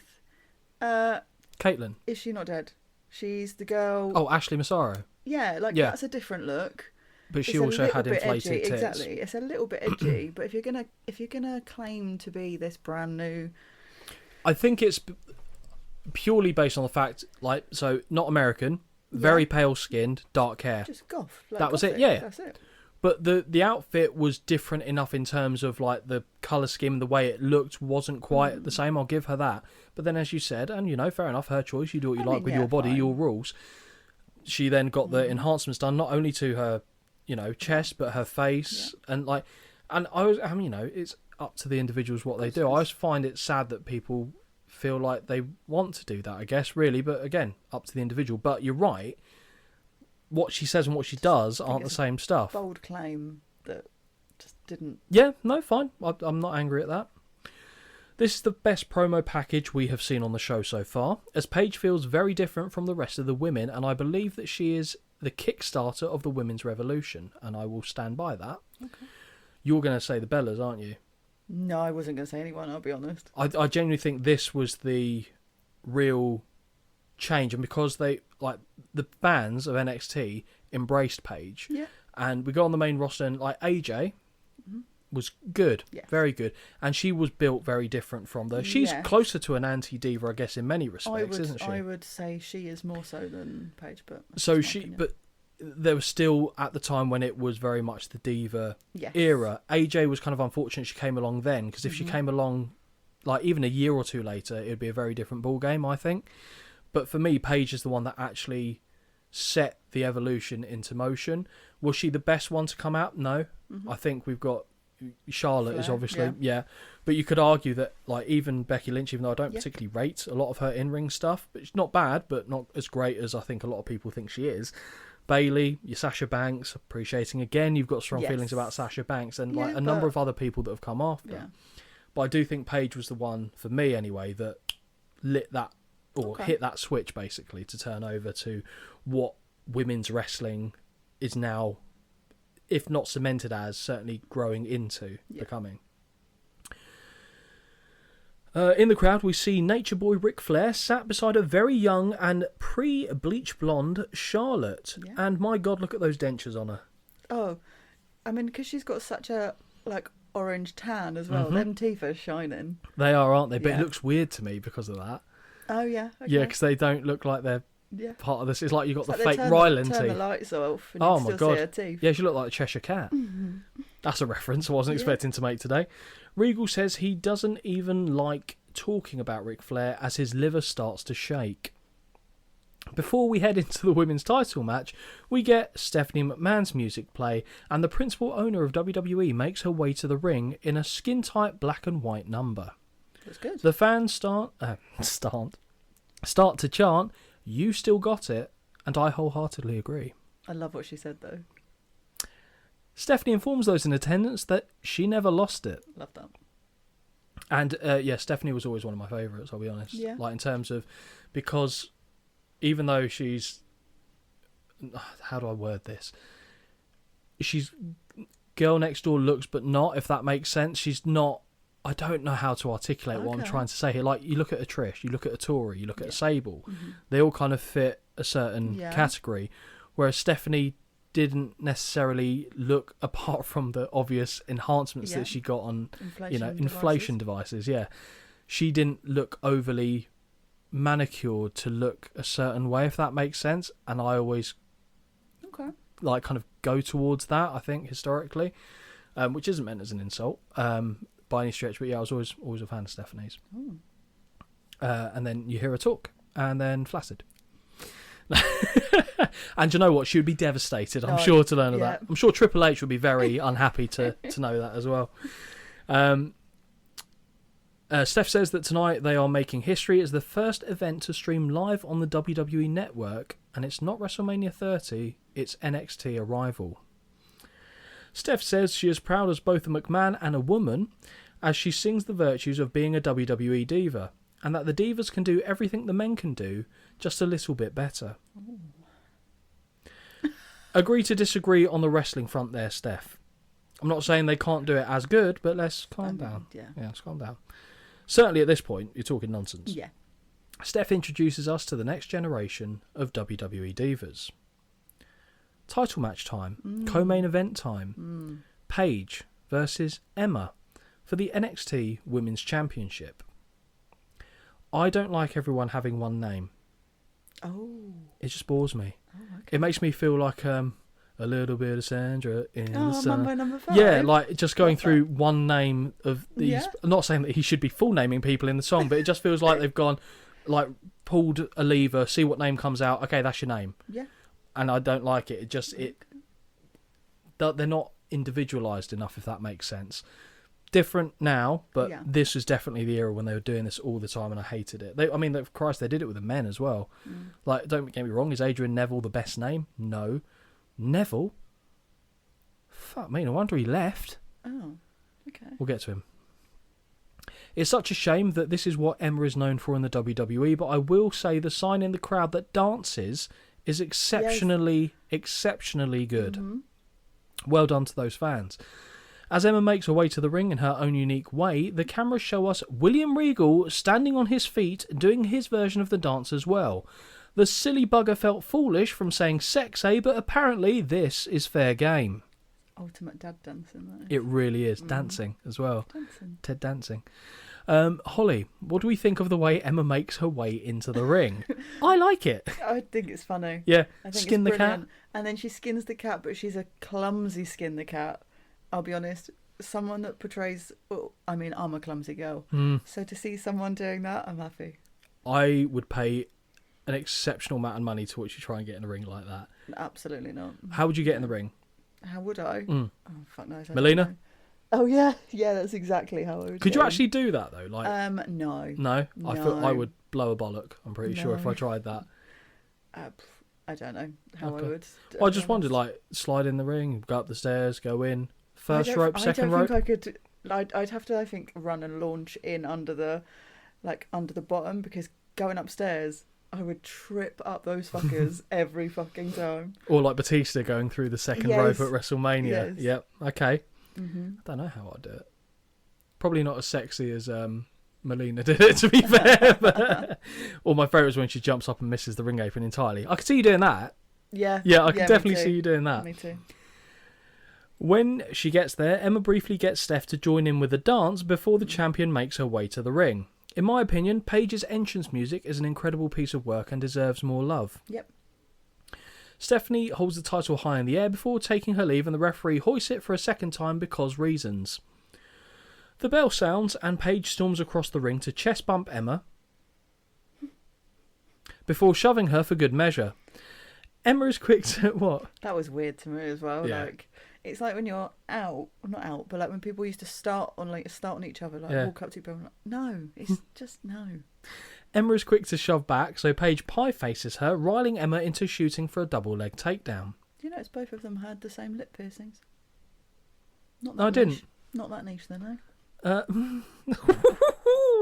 Have you got any other comments on Paige that you want to get out your system? I don't think so. I think I've stopped feeling me. I feel like you might have one up your sleeve, though. I don't know why I sense it. Do I? As the two... Yeah, there was a line that you... Oh, yeah. Is that a little bit later? I just haven't mentioned that. I Okay. don't know Do you want why. to? No, not, Okay. I'm fine for now. As the two women jockey for position on the floor, I expect to hear Joey Styles scream, "Cat fight!" Because that's really what it feels like. And I was like, oh yeah, this is the change, is it? Mm-hmm. Back on their feet, the two women have a chaotic lock-up that results with Emma being backed into the corner. The ref breaks it up, and when they re-engage, Paige lands a kick to the gut. Paige looks for the page turner, but Emma counters into a backslide pin that gets two. They make it back to their feet with their arms locked, jockeying for position. Emma grabs the legs and looks for a catapult, but Paige drops her weight and grabs the legs for a near fall of her own. I like that. Running single-legged dropkick from Paige lands clean and gets another 2 count. Paige rips and tears at the hair of Emma until settling on a body slam for a count of 2. Reverse chinlock is applied and Emma is ripped back down to the canvas when trying to escape back to her feet. When the hold is eventually broken, Paige looks for another body slam, but Emma slips out the back door. Emma looks to charge Paige chest first into the buckles, but the brakes get slammed on and Paige turns Emma into the corner instead. Numerous back elbows land, and now Paige uses her boot to choke the seated Emma whilst trying to distract the official. Managing to get back to her He feet wants to be in that sandwich. Not enough men for him in this one, I don't think. Managing to get back to her feet whilst holding her opponent's boot, Emma uses the leg as a pendulum to swing Paige face first into the canvas. Again, I like that. Yeah. Emma begins marching, and for fucking marching, like hands on the hip, marching across the... No, don't like it. As though looking for the Emma sandwich. Oh, yes. In the corner, but Paige gets the boot up. However, it is caught. Maybe they are learning, Holly. Ooh. Emma pulls Paige away from the buckles and hits the catapult before trying to reapply the Emma lock until she is kicked off.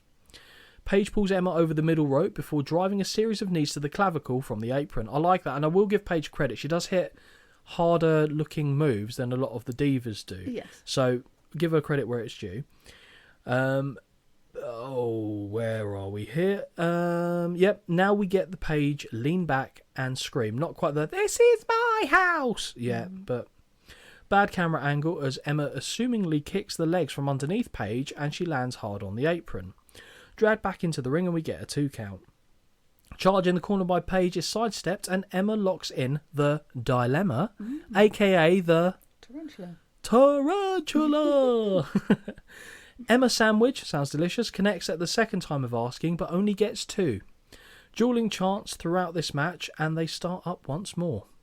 William Regal says he's been married 17 times. Why can't he find a nice young girl like this instead of the old bags he's ended up with? He's been watching some videos. Oh dear. Oh dear. You're old enough to be her dad, and you're quite good friends with her dad. Yes. Calm down. Creepy uncle. Maybe it's the commentary thing. Maybe you have to take a little bit of Jerry Lawler with you. Emma plants a knee into the spine and pulls the arms back with all her might. Paige momentarily manages to escape by running around, but Emma doubles down and reapplies, but places her feet to the spine instead. I like that. Now a boot to the base of the spine and one to the back of the head. Brilliant. Did you hear on commentary who William Regal said that Emma was trained by? No. Lance Storm. Yes, I did, actually. Now you've said that. Yes. This hold eventually turns into a modified surfboard stretch, but Emma has to be careful not to pin herself in the process. With no submission forthcoming, Emma pushes off her feet and causes Paige to land on her face for a near fall. Before I carry on with this match, one thing that I would like to shout out Emma for being not so much a trendsetter, but she was the first of her kind, Australian divas in the WWE. Then we got the likes of Peyton Royce and obviously the Iconics. Mm-hmm. We got Rhea Bloody Ripley, Toni Storm. So there's been a few of them come through the doors, and she was the first of this breed, which is something to hang your hat on. Hairmare sends Paige into the corner, and now it's Emma's turn to choke with the boot and stomp away. 1, 2, no. Corner whip is reversed by Paige, but she misses the charge, however, stops herself from hitting the buckles. Emma, who slipped through the ropes to the apron, eats a right hand and wilts.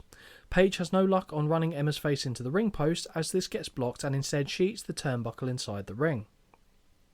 Emma climbs to the top, but Paige meets her up there. The two trade strikes as they jockey for position until Emma comes out on top, and now this is where I think you'd get a bit edgy, thinking Seth Rollins. Yep. Yeah, I hate when people do this now. Yep. Emma comes out on top, she flips over Paige, walks a few steps, and delivers a sit-out powerbomb that gets the 1, 2, no. Paige kicks out.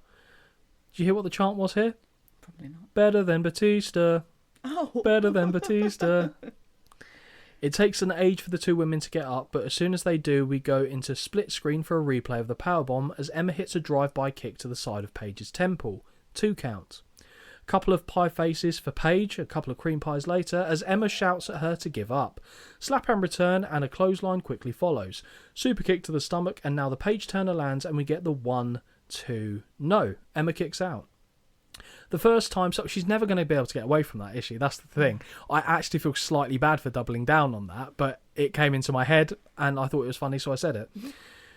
Paige cannot believe it, but she adjusts her game plan and applies a scorpion cross, I believe William Regal calls it. When Emma is elevated off the canvas, she has no choice but to tap. Really cool looking finishing move, like submission. that. Really good. And it looks like it does the job. It very much does. Paige defends her NXT Women's title. With the match over, Paige helps Emma to her feet, but pulls her in close on the handshake. The two hug as the crowd chant, "Divas, divas, divas." Yeah. What did you think of the match? I didn't hate it. Okay. I don't know. Just something halfway through, my brain just went, I really don't care. It didn't. Really didn't. I don't know. I think the end was like good. Yep. Not just because it was the end, but like it was good, but it didn't pull me in enough. And that's just my personal like preference. Yep. All the hair yanking and all that rubbish. Don't really care about that. I don't know. Something about it just missed for me. So, I agree to a point. There were a couple moments where I didn't feel like the match had a natural flow to it. Mm-hmm. It felt like quite stilted, like they went, this is what we're doing now. Okay, now we're going to do this thing, rather than this flows into this, flows into this. Mm-hmm. It picked up at the end. Yeah. I didn't like how it started with if you're trying to step away and be like, oh, we're not divas, don't have the little catfight bit at the beginning. Even though it wasn't excessive, it still happened, and I was like, that's a shame. Weirdly, though, like when you're watching the Attitude Era and you see like Terry Runnels and someone else, you kind of accept it as like this is par for the course, but not here. Yeah. It didn't have a good flow. It wasn't a bad match. I don't think it was a bad match at all. It wasn't. I still gave it 2 out of 5. So it's gone. Oh, did you? Yeah, 2 stars as well. Ah, nice. So it's gone. It's gradually gone up a little bit Mm-hmm. from the one before, but it just, I don't know, it just didn't really pique my interest. We're getting close, dare I say, a little bit to the W. We haven't had enough matches to go. No, we haven't. But it's a V. It is at the moment. Yeah, it's a half V. It's a half V. And with that, we're done with Paige. The cameras now head backstage where we see Adrian Neville doing push-ups in a darkened locker room that does have an NXT yellow glow about it. Yeah. You do push-ups in the dark often, or is that just what serial killers do? Push-ups are not my friend.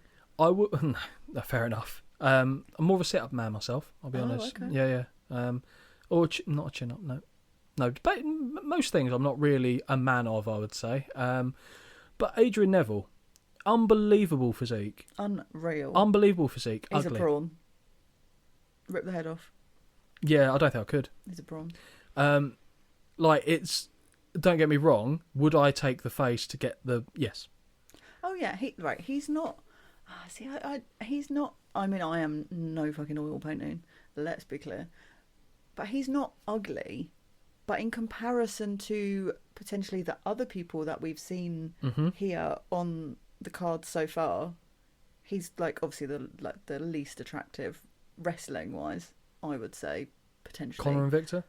Yeah, I don't know, but his physique is unreal. It's phenomenal. His flexibility, everything, unfucking real. So, I'm appreciating, obviously, this isn't a video, so you guys won't be able to see this, but I've mentioned before I've got a load of DVDs on the bookcase, and that's the whole wrestling section up there.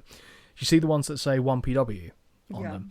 So that's a promotion that was based in Doncaster in England. I think it's actually gone through a revival of sorts, and they've done a couple of shows recently. The first time I ever saw Neville, or as he was known as Pac, which he is in AEW, was there when he was 18. And there are matches of him. And back then you saw him and he was so slender. He would still do all the flippy stuff. He still had the hair, but he was rake thin almost. And he was still able to do all this stuff. And I thought he's got a lot of talent to be a good cruiserweight. And then boom, he packs it out like this. And you think, fair fucks, he's done well. He's done well for himself. I feel like the bastard Pac stuff is brilliant. Because I actually think he's a really nice bloke as well. So it's quite impressive. And it shows how diverse he can be by playing that character. Yeah. And I will forever be sad that WWE didn't do as much as I felt like they could have done with him. They turned him into this kind of comic book hero type, super flying.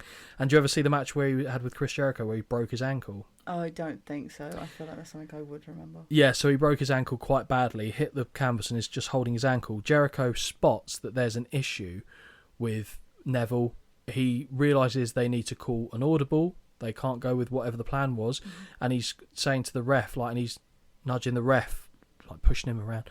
And then the ref's not picking up that it needs to be ended, so Jericho shoves the ref as hard as he can on the floor, so the ref has to call for a disqualification to end the match, because there was a miscommunication between there, because I don't think the ref was aware how badly injured Neville was.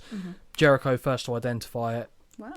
And did well, because Christ knows how they would have done it otherwise. But it was a bit of an awkward moment, that. And ever since then, apart from when he had his heel run as the Cruiserweight champion, which was decent, to be fair, he then came up against the real one, Enzo Amore, who took the title. And then basically, as far as I'm concerned, that's the reason Neville left. Right. Because he thought, this is all the good work that I've done with this.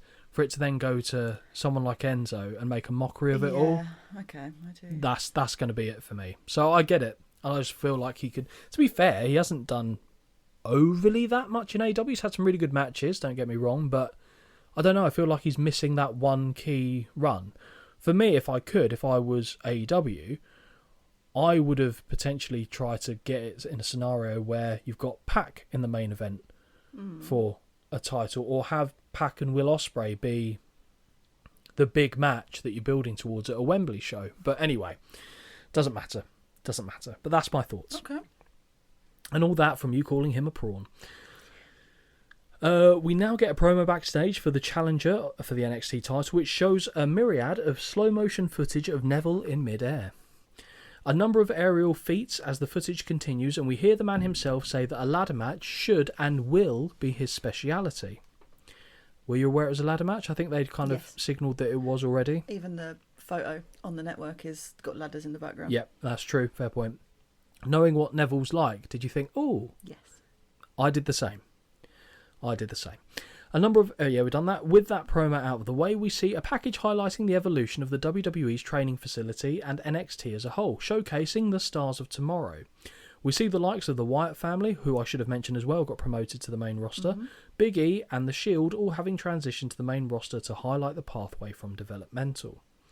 Back at the arena, and we see Pat Patterson and Dusty Rhodes, baby, sat at ringside in conversation. After they smile for the camera, Pat removes Dusty's cowboy hat and places it on his own head for a while before returning it. Naughty. I really like the idea of Dusty, because he was smiling and laughing at the time, but when the cameras go away, he's going, baby, they'll never touch the American Dream's hair, baby. Just like being really fucking like, you've crossed the line here. So that's what happened in my head now. And actually, I say co-main event, but no, we're scheduled for another match here, aren't we? Yeah, we are. And the match here is Xavier Woods Yep.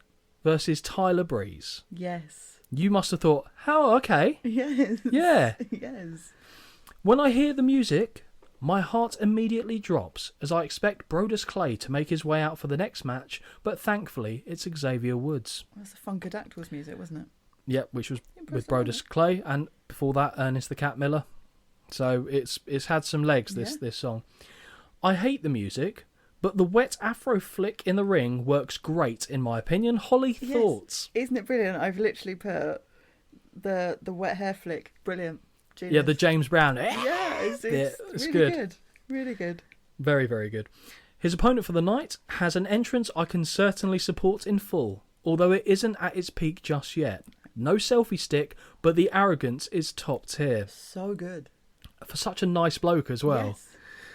Did you know, Holly, that he was wearing the finest Guatemalan alpaca fur for this match? I was informed. We were told this on commentary. And Holly, are you ready for the battle of up, up, down, down? Yes. Yeah? Okay. Breeze is gorgeous. Yeah. Breeze is gorgeous. Hang on a second. Before they can begin, we hear the music of Rusev, and alongside Lana, hello, head down to the ring. As he slides... Sorry, she is fine. My God, she looks good here. Yeah, they're divorced now, aren't they? Yeah. So you might be in, is what I'm saying. Well, I've got no luck with the men. Maybe I should move over to the women. I'm joking. Let's move on before you think about that. Sorry, did you see me glaze over a little bit? Glaze over's not a good choice of wording either. No. As he slides in, I'm not talking about Lana, the bell rings and I'm confused as Breeze and Woods jump on him immediately. Yes, very confused here. Jumping thrust kick drops Xavier and a kick to the chest puts Prince Pretty down. Avalanche splash on Breeze and a running shoulder to the gut for Woods. Rusev is destroying everything, including Lana. Breeze is powered overhead and dropped with a Samoan drop that sends him rolling to the outside. I liked that. Huge slam on Xavier and he is locked in the accolade. As Woods begins tapping on the canvas, Lana slowly enters into the ring with a microphone as she introduces us to the super athlete Alexander Rusev. USA, Of USA. course, you know. He would beat all of you at the same time. With ease in the crowd. Let's calm down. Rusev shares a few words in what I assume is Bulgarian before his music begins playing, and I guess this wasn't a match after all? Yeah, I've literally just put, it's not a match. Okay. Yeah, I was confused actually because I was like, why are they doing this? And then I hear the music went, okay. But then when they jump on him, I was like, oh, is it a triple threat? That's what I thought. That I've missed. Especially because the bell still goes. Yep. Yeah, I know. After Rusev and Lana are shown staring back down to the ring, we transition to a shot of Bo Dallas backstage, standing in darkness, as we are informed he has been the NXT champion for 260 days and counting. A video package is now displayed introducing us to Bo Dallas, who is sat ready for an interview when he requests some water. When he's handed a bottle, he asks for a glass, as he doesn't drink out of bottles. I like that touch. Yeah. We see a number of irritating clips of smiley, happy-go-lucky Bo in blissful ignorance of people not caring for him at all. Bo shows a slightly more serious side as he says he proves to everyone in the ring just how good he is and make Bo-levers out of all of them. I like it. I know you do. Back to the arena now, and we see Steve Kern and Larry Zbyszko. You now know who Larry Zbyszko is, Holly? Yeah. From WCW. Oh my god. No?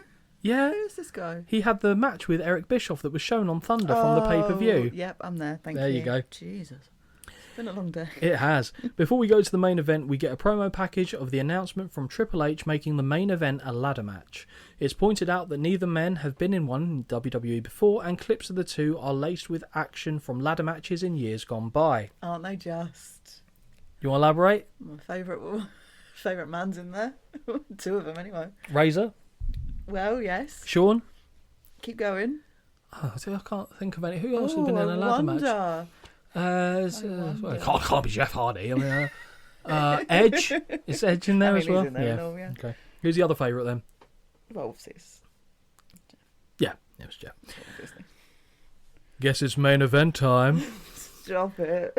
Bo Dallas versus Adrian Neville for the NXT title in a ladder match. Should have fucking done that yesterday. I know you should have. Oh, I should have. But I was having too much of a fun time ogling Simon Miller. Yeah, we all were. Well, you got a photo with him as well, didn't you? Yes, no, hideous photo, but I'm happy, I'll be honest. It was funny. Be that close to him. It was funny because Em said to me, "Why didn't you get a picture with him as well?" And I said because I was ever so slightly taller and I didn't want to emasculate him like that. So yeah, and I was wingman work. Yeah, I was wingman work that day for you. Happy girl. Holly, what do you think of ladders being given a black and yellow theme to go with the motif? I like it. I did as well. Hang on a second, Shawn Michaels is here with the NXT title in hand, and he makes his way to the ring to address those in attendance. Little did he know he would be running the place in less than 10 years' time. Now, I like me some HBK. I'm happy with the music. All fine. He doesn't have waffle. My God. And then there's a point I will say later on, which we'll get there, but I blame him. Okay. Mm-hmm. HBK says that he's very proud to be here. And the fans chant, "One more match, one more match." Shawn pauses to address the chants, which turn to, "You've still got it." HB shizzle. Shawn wants that to be turned into a chant and a shirt and merchandise and all this stuff, and so do the fans. Shawn asks the fans to stop throwing him off as he doesn't do this much anymore. He says he's familiar with ladder matches and pulls his new DVD out of his jeans and encourages people to go check it out for themselves. Shawn says he needs the money to put his 2 kids through college. Shawn brings the conversation back on track as he highlights the significance of the main event and states that one of these men can take tonight as an opportunity to step into greatness. So he now goes in a second. So what are you moaning about? No, we'll get there. Okay, we'll fine. Get there. With that bit of business done, Neville makes his way to the ring before the NXT champion follows shortly after. I put, Holly, were you expecting this to be a good one? Yes. Okay. And I like this is all working for me aesthetically too, because they're both in the pants look, Bo in white, Neville in black. Yep. Lovely. Mm-hmm. Fine. Thank you. Okay, you're welcome. And whoever is wetting the hair is doing a fantastic job. Very good. There on is this one. No fluffy hair about. It's all sodden. Not a dry bit of hair to be seen. Before he takes his leave, Shawn shakes the hands of both men. The lights go down and the introductions are made. I like that. Yeah. Both men look up as the title slowly rises to its final position and the match can begin. I like that. Bo quickly looks to jump out of the ring to go for a ladder, but is pulled back in and eats a spin kick to the gut. Kick to the chest and a knee to the gut follows, as does a knee in the corner. Corner whip is reversed, but Neville goes up and over, head flips twice on his way to the opposite corner, and just has time to get the boots up on a Dallas charge. Nice. Shotgun drop kick from the second rope, or as they called it on commentary, the top rope, and Neville kicks up. Nice. Yep. Up top now, but Bo wisely rolls clear to the apron. As Neville looks to retrieve the champion, Bo pulls his legs and Neville hits the canvas hard. Mounted rights by Dallas and he hits a heavy forearm. Back elbow in the corner and a short-armed back elbows follow in the middle of the ring. Short-arm clothesline now turns Neville inside out. Bo picks Neville up and ties his leg in the ropes, leaving him hanging upside down. Smart play. Clever. This allows Bo to go and retrieve a ladder. Really clever. That makes sense. Yes. And we're about to see something which is one of my favourite moments, I think, of the night. Is it? No. Maybe? No. No, I think I've conflated a few things there. Dallas takes his time and turns to pick the ladder up sideways before re-entering the ring. In this time, Neville freed himself and baseball slides the ladder into the ribs of the champion. The Brit takes flight with a crossbody over the top to the floor and follows up with mounted right hands. Nice. Neville slides the ladder into the ring, but Bo pulls him down from the apron and shoves him back first into the steel stairs. Dallas now tries to go into the ring himself, but Neville latches onto his ankle. As Bo stamps away, Regal informs us that 18 months ago, Bo split a kidney in half, and it's incredible that it didn't end his career. I myself can't even fathom how the injury is done. Mm-hmm. Story time, Holly. Oh, good, because I did also Google this, so... So we're going to compare notes here. No, you go for it. So this is actually from WWE.com. Mm-hmm. So just as WWE scouts began to notice Dallas' meteoric rise, an injury nearly forced it to all slip away. In September 2011, he began experiencing increasing discomfort in his lower back. While attempting to maintain his hard work mantra, I always say mantra for some reason, he ignored the pain and kept pushing through, until trainers finally forced him to visit a doctor. The suggestion proved to be life-saving, as doctors revealed that Dallas was suffering from a lacerated kidney. With his career, more importantly his life, at risk, Dallas had to once again heed the lessons taught to him by his family. With the bleakest semblance of hope for an in-ring return, he trudged through rehabilitation, regained lost weight, and just 5 months later exceeded medical expectations. He not only recovered from the injury, but returned to the ring better than ever. Some might say this health scare motivated Dallas more than ever to pursue his dream and create a career-changing opportunity inside the NXT arena. Is that effectively what you heard? Yeah, I just think it's insane to have that sort of thing going on inside your body while still pushing through. Like, that's crazy. Still taking impacts and stuff like that. Insane. Awful. Fair play to Bo. Better man than me. Back to the match, and Bo smashes Neville's head off the ring apron. He traps Adrian's arm in the ring apron, which I don't quite understand how he did it, and unloads with vicious elbows. Not satisfied with the one ladder, Bo now grabs another and looks to take Neville's head off as he charges with it. Adrian manages to get out of the way, and the ladder instead slides into the ring. Neville counters a double-arm suplex with a back body drop onto the ramp. In the ring, the Geordie set the ladder up and begins his climb, only to be knocked down as Bo tosses the second ladder at him. I thought that was quite clever. Yeah, it was. Now Dallas, I would say a lot of the stuff in here isn't pretty, but it makes sense. Yeah. Which is half the battle for me, which I enjoyed more than I expected I would. Now Dallas uses the ladder to drive it down into the ribs and midsection of his challenger, although he makes a meal of picking it up, I'll say that. Mm-hmm. He sets the ladder up over the neck of Neville before beginning his climb on the opposite side. Nope. As his fingertips away, Neville lifts the ladder and slowly raises it until Bo falls onto the ring ropes and gets caught by the ladder on the rebound. Both men are down. Why did you say no? It just makes me nervous. Really, just... certain parts just make me nervous. I assume you knew that he was going to then... I did, yes. Yes. Well, I remember... Do you remember the SummerSlam 2005 ladder match? Eddie and Ray. Oh, yes. And Ray couldn't quite get the momentum he needed to pick the ladder up. That was awkward. Now it's Neville's turn to climb again, but he finds the ladder pushed over by a charging Bo and he bounces off the ropes. Tug of war begins as each man has hold of one end of the ladder. Bo decides he doesn't mind the Brit having it as he charges him into the corner, trapping him as the ladder collides with his ribs. Did look brutal. Yeah, it did actually. The noise it made as well was really quite something. Dallas sets the ladder up between the top and middle ropes and he looks to catapult the challenger's face into the steel. Neville holds on, and as they move along the ropes, he lands on his feet when Bo yanks on his legs and uses the wedge ladder to connect with a tornado DDT. Nice. Yeah. Neville looks to climb the ladder, but Bo is again ready to thwart him as the two try to shove the ladder on top of one another from opposite sides. Neville ducks underneath the ladder and charges Bo into the ropes, causing the two to collide heads, apparently. Neville stumbles back into the ladder and it falls on top of him moments after he hits the canvas. Both men are down and are being checked by separate officials. The crowd begin to clap encouragement as the two clasp for each other to get back to their feet. You look to me like you're about to say something there. I was, but it's not there yet. Okay, Dallas bursts into life by shoving Neville into the corner and follows in with a flurry of clotheslines with one final big clothesline to send Neville onto his face on the canvas. Dallas looks confident as he smiles toward the ladder and shapes up to deliver a running bulldog on top of it. At the last second, Neville changes direction and runs Bo face first into the ladder wedged in the corner. I liked that. And that sounded like a nasty impact as well. I can't help but root for my fellow Englishman here. Come on, Adrian, pick the bloody ladder up, son. Yeah. Neville does indeed do this and begins his climb after positioning to his liking. Bo climbs up the opposite side and the two meet at the top.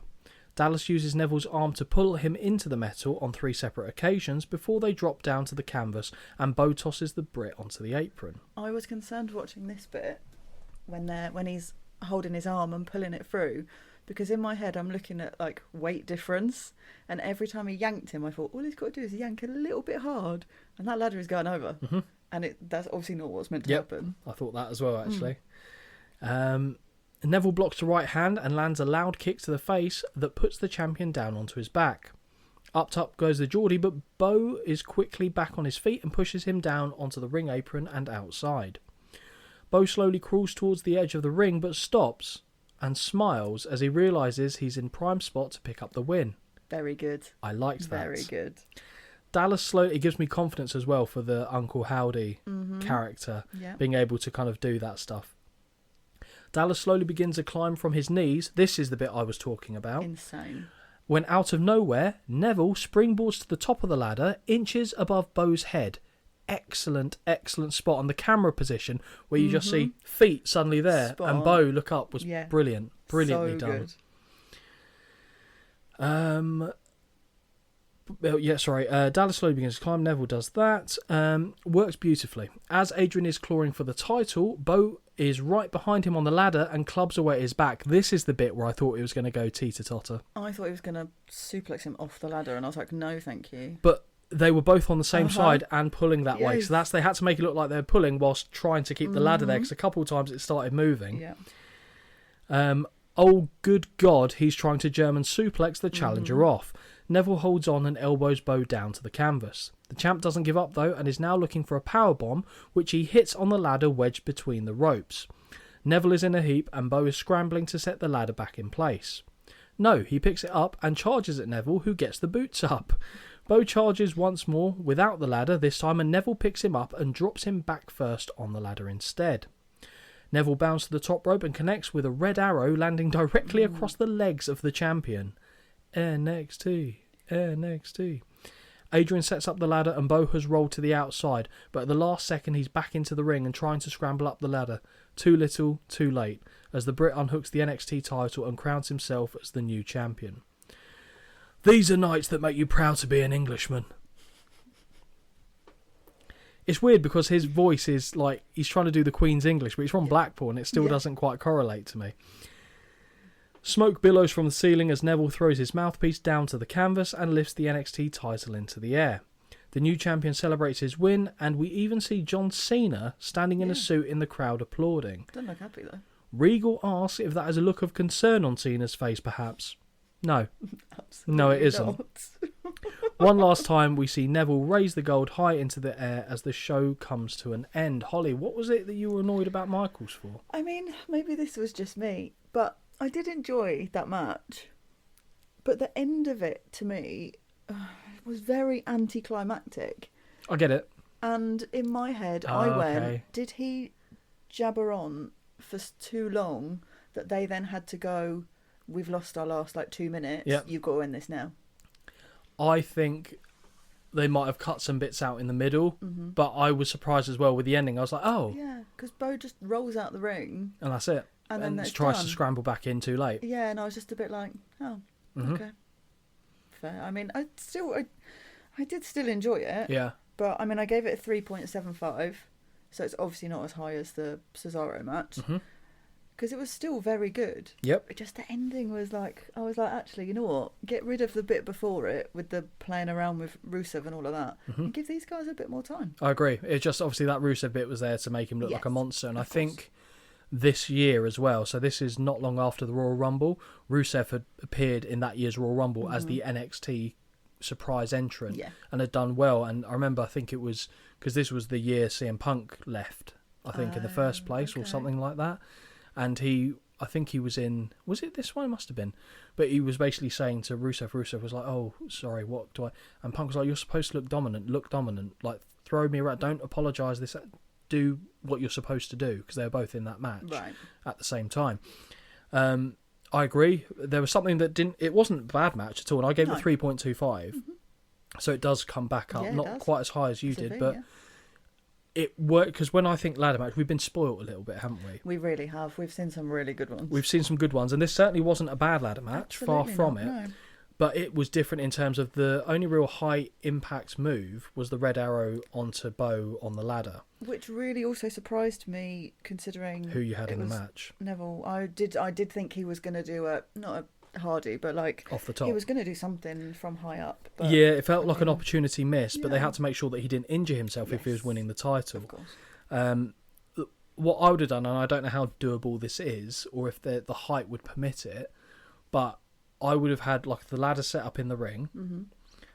Again, this is saying it from someone who could never pull it off, but if possible, have Bo lying on a ladder on the floor outside, and not from the top rope because that's too far, but from the apron, or I don't know, however you want to do it, get him to hit the red arrow on him on the outside, so he's already on the outside. Yes, so he doesn't Go have to to the- roll to the outside. Go to the thing, climb up it, and then have Bo try and get in, and Yes. like Shawn Michaels did, Yes. and grab the late, and it's done. Yes, That's that how I would have liked it. Would have to go. made more sense, because it's the. I never understand it when someone gets hit with a move and they voluntarily roll out the ring. Yeah, just to, maybe it's the logic there is just to get away from the problem, which is the other person. Yeah, maybe. So, autopilot. anyway. What do you think of the show overall? I really enjoyed it. Hmm. Yeah, I really enjoyed it. Easy watch. It went quick. Mm-hmm. Really, sped through it. Really. Overall, 7.5 out of 10. I'll give it a 7. Yeah. Okay.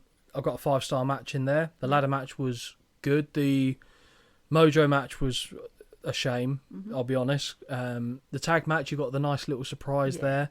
And the women's match was absolutely fine. And because there wasn't like a 3.5 hour show, Yes. if they'd padded this out 3.5 hours and yeah. had more matches like the Mojo, we'd be under 5, I Yeah. think, even with the Yeah. Cesaro-Sammy match. But I think it was a great start off for an NXT takeover. Yes. And it set a high bar, which I think for the most part they did pretty well in, maintaining and delivering on, especially as we get into some of the like 2016, 17, around that time when you got the likes of your Ciampas, your Garganos, your Adam Coles, let's be fair, regardless of what he's done outside, Velveteen Dream was a good star in NXT. So I feel like this is a journey like in itself that I'd quite like to carry on going down, seeing from takeover to takeover how it develops. I think we get some really good stuff in there.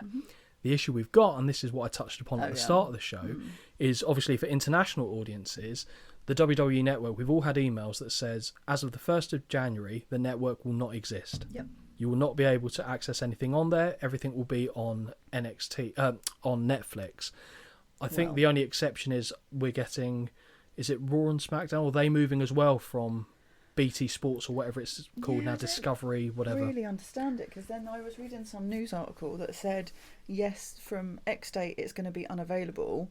Some stuff is going to be on Netflix, but not everything, because it's still going to be on Peacock. Which is American though. Yeah, but they said that it's something to do with international. We won't have access to everything until a later date.